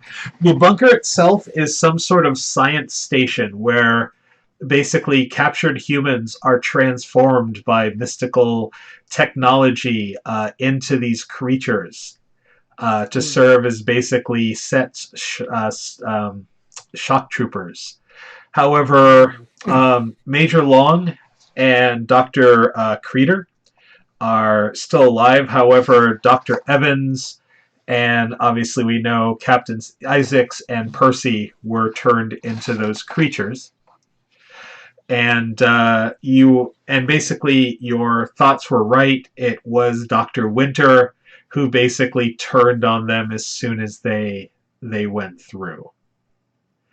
And Seth is now residing at the pyramid. So we will leave here at like a cliffhanger episode as everything goes. Yeah. But Cool. SG7 did well. Unfortunately, Rydak was the damage sponge for the scenario. Damage sponge. Living pincushion, right? Yeah. So you know what I forgot? I have this ability, and a soldier, I think you have it as well, David. Yeah. Is I forgot. That's what I forgot to do at the beginning of every combat. When I roll initiative, I can do I forget what it's called, a surge or something, where I can heal D10. Oh, yeah. Rally is The what it's rally, called. yeah. I could have healed 1d10 going into this battle just by starting a combat. Yeah, And I you're forgot about that. right. Wow. And I also didn't think about the ambush ability that we could have used coming into the scene as well. Right. Yeah. Yeah, but I mean, also let's go around very quickly, just get some feedback on what you thought about the system or the game, and then we'll circle back and let everyone do their call outs for the episode, and we'll close out. So we'll just go in the same order. So we'll go, Pete. What did you thoughts on the thing? Well, I did like it. I'm not the biggest D20 fan. I usually don't play D20 games, but I've known to play them every once in a while. I like this. I like the idea of the Moxie, and I would like to see it in a more appropriate side. I know we didn't have the opportunity to do that. Yeah. But I would like to see that how it works. In a regular setting. I do like the whole advantage disadvantage thing with D20. I really think that was a big improvement with D20 was being able to do that, because otherwise you're always adding stuff up, subtracting stuff. It's really easy to just go, you have advantage, instead of like worrying about what that plus is or whatever. So, and of course, for SG, this has the right feel for Stargate, and I think this is a good system for it. All right, awesome. Terry, any thoughts on the game? I enjoyed it. I think it worked well. We obviously would have been a lot smoother, being more familiar with it, but this is an learning experience. That's the way it goes. It had the Stargate feel, and I think it's going to be a winner. Awesome. David, your thoughts?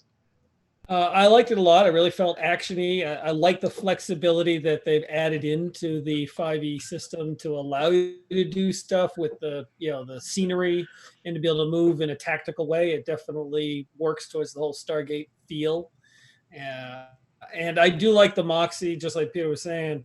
The Moxie rule really makes me excited about the system, because I tend to play charisma-based characters, and I like there to be a system built in for interaction, so that you can actually have an effect, and it's not just you grandstanding and hoping the DM likes what you say. But now there's a mechanical way to benefit from it, so pretty good. All right, cool. Thank you, David. And Mary, any thoughts? Yeah, I think Moxie will be interesting, because especially this feels really good for a campaign, because, maybe one day you're just doing some combat stuff, but if you're playing an SG, you might be off negotiating with the Tolan or something, and you need that Moxie to be able to do some of that negotiation. Or some more Tok'ra come to the SGC and you're negotiating there. I think that'll be a good system, having that Moxie instead of just sort of a free-for-all. Yeah. And the one thing, though, I think maybe needs a little more clarification is how that burst works with the automatic weapons. Because it just wasn't clear, is it like 2, if your proficiency is 2, does that mean you can't even do a burst, because a burst is a minimum of 3? Right. I wasn't too clear on that. Yeah. Also, I want to point out, too, is that your characters theoretically only level up to level 5 in this. And then after level 5, you're more or less just adding abilities to it. So, which is kind of neat in the sense that, you don't become like this level 12 Jaffa who could basically like walk through the fires of hell and just, come out. Like Thulek? Yeah. Well, that kind of does explain, because I was worried that my character was overpowered. An AC 20 at a level 2 game in D&D would be a little unbalancing. I'm basically a paladin and plate mail, and all of our opponents aren't really equipped to hit me. So now to know that the entire game is a range of 1 to 5, then that makes us more like we're 10th level characters. Yeah. So, and it also works in the sense that you don't end up with like ridiculous amounts of hit points and things like that. So just to give my last thing, and then we'll go around again just to say our call outs for the show. But as far as it goes, I'm always skeptical on a D20 product when a company goes, hey, we're using D&D as the base rules. As we remember from the 3.5 era, the disasters that have, like, there was the Farscape RPG that really just was D&D with Farscape characters. As we talked about during break, the original SG-1 RPG, which was so caught up in its own weird minutia that by the time you actually got to play anything, it felt more like you were playing tactical than a story. Yeah. And there was multiple other, like Pinnacle Entertainment lost their shirts on Deadlands D20, and so on and so forth. So it's really nice to see a game based on D&D with a lot of people used to playing actually have a rule set that complements it and doesn't just look like a tack on of the rules. So James, man, let me go back to you real quick because I didn't even think about the fact, so we made our characters. We made our characters up before we played. You didn't just hand them to us. We were actually able to create our own characters. And I like the Environ background. Like you get to choose 2 out of the 3 types of backgrounds. You can have like an Environ background. So I chose space. You can have a racial background, or you can have what was the other one? Planetary. One was planetary. The cinematic background. Yeah. Was the other one. So like I took Freedom Fighter and Spaceship, right? And they give you abilities which you add to your character proficiencies and such. I thought that was kind of cool because, like you're saying, you're only level. Like when you think about it, we're playing only level 2, but that's not only level 2. Every background you pick gives you stuff, and then your class gives you stuff, and then your race gives you stuff. So by the time you're done and you're actually allocating for your level, you're already got a bunch of stuff going your way. So that was kind of cool. Character creation was kind of neat, and also helps you tell your story of who your character is. By the time you're playing your character, you've got ideas about their background and all. We were able to generate a backstory really quick between all of us. Yeah, no, then definitely right. And it's the same thing with, it allows you to build up a character. And during break, I know I was talking with David about Carbon 2185, which is also another D&D 5 based game that also did its own weirdness that made it very unique compared to playing D&D. So it's a great system. And, in 2 days, right, the 6th, Kickstarter will go live. We'll put the link in the show notes, obviously, and hopefully we gave everyone a good idea of what play would be like. And I guess the thing to take away from this is just don't play SG7. Just, play 8, play 9. That call. Just another call sign. Yeah. All right. So Pete, why don't you? We're going to go ahead and wrap it up. So give us a little bit of a call out and whatnot. Okay. All right. Yeah. Again, Peter Bryant, work for TSR Games as one of the game developers and help push product. Check out, go to tsrgames.com. Buy a copy of Top Secret. Well, I'll love you forever.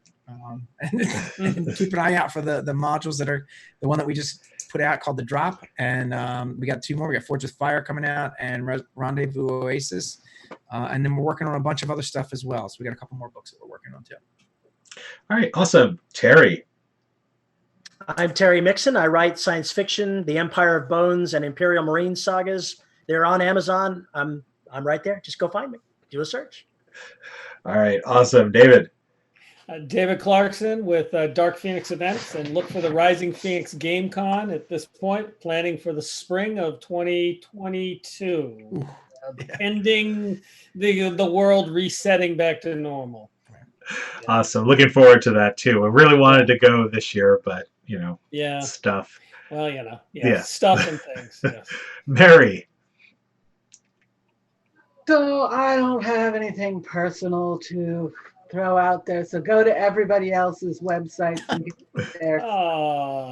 Thank you. All right, and I guess a little bit about me. So not only I'm the president of Grindhouse Media. I run our virtual show Us Your Crits. I'm also chief gaming officer for TSR, although I haven't really been super involved in things since Top Secret was released. But definitely, as Pete said, go out and buy Top Secret. Buy 3 or 4 copies, because if you stack them up on each other, they actually form an intricate puzzle that brings What you peace. meant to say was buy 3 or 4, because we only have 2 months until Christmas. Oh, that's right. Look, here's the box set. Oh, hold on, I gotta turn this. How do you turn this damn thing on? How do you turn this? Where the hell is it? Oh, I think it's in your Zoom settings. Yeah. Go to your video, hit the little arrow, and choose virtual background and turn it off. Yeah, choose virtual background. Let me turn you off. How do I turn you off? Where's off? Oh, no. There you go. All right, there we go. Yeah. So look, here's a top secret. Look, it's a box, a beautiful box. Oh, like, very nice pretty. and thick. I mean, and it's like it's solid. We can knock somebody out with this. You can knock an agent out with this. But then we just released the drop, which mine is still in shrink wrap. It's a cute, fun little adventure. And we got more of those coming. So yeah, buy up. Glad to see Top Secret coming back. Yeah, man. Yeah. Awesome. And just lastly, definitely support our Patreon. We are at patreon.com/grindhouse_media. And definitely it would help us just kind of keep things going and keep the lights on. Although if we didn't have lights on, we pretty much couldn't do a stream. But anyway, I guess that's something there. As far as it goes, subscribe, YouTube, click the little bell. Definitely the more subscribers we have, the better. And last but not least, Facebook, which for some reason it didn't appear on today. So I don't know if I should actually plug in Facebook since no one saw anything on it. But if you're on Facebook, you can check us out. Facebook.com. Show Us Your Crits Media is the place to go. And there you should see all our updates and everything. So that calls it for the show. And I'm just going to ask our cast to stay on after we close out the stream. And everyone, we'll see you at our next event. And buy Stargate. Buy lots of it. Buy 4 or 5 copies as well. All right, everyone. Adios and boom.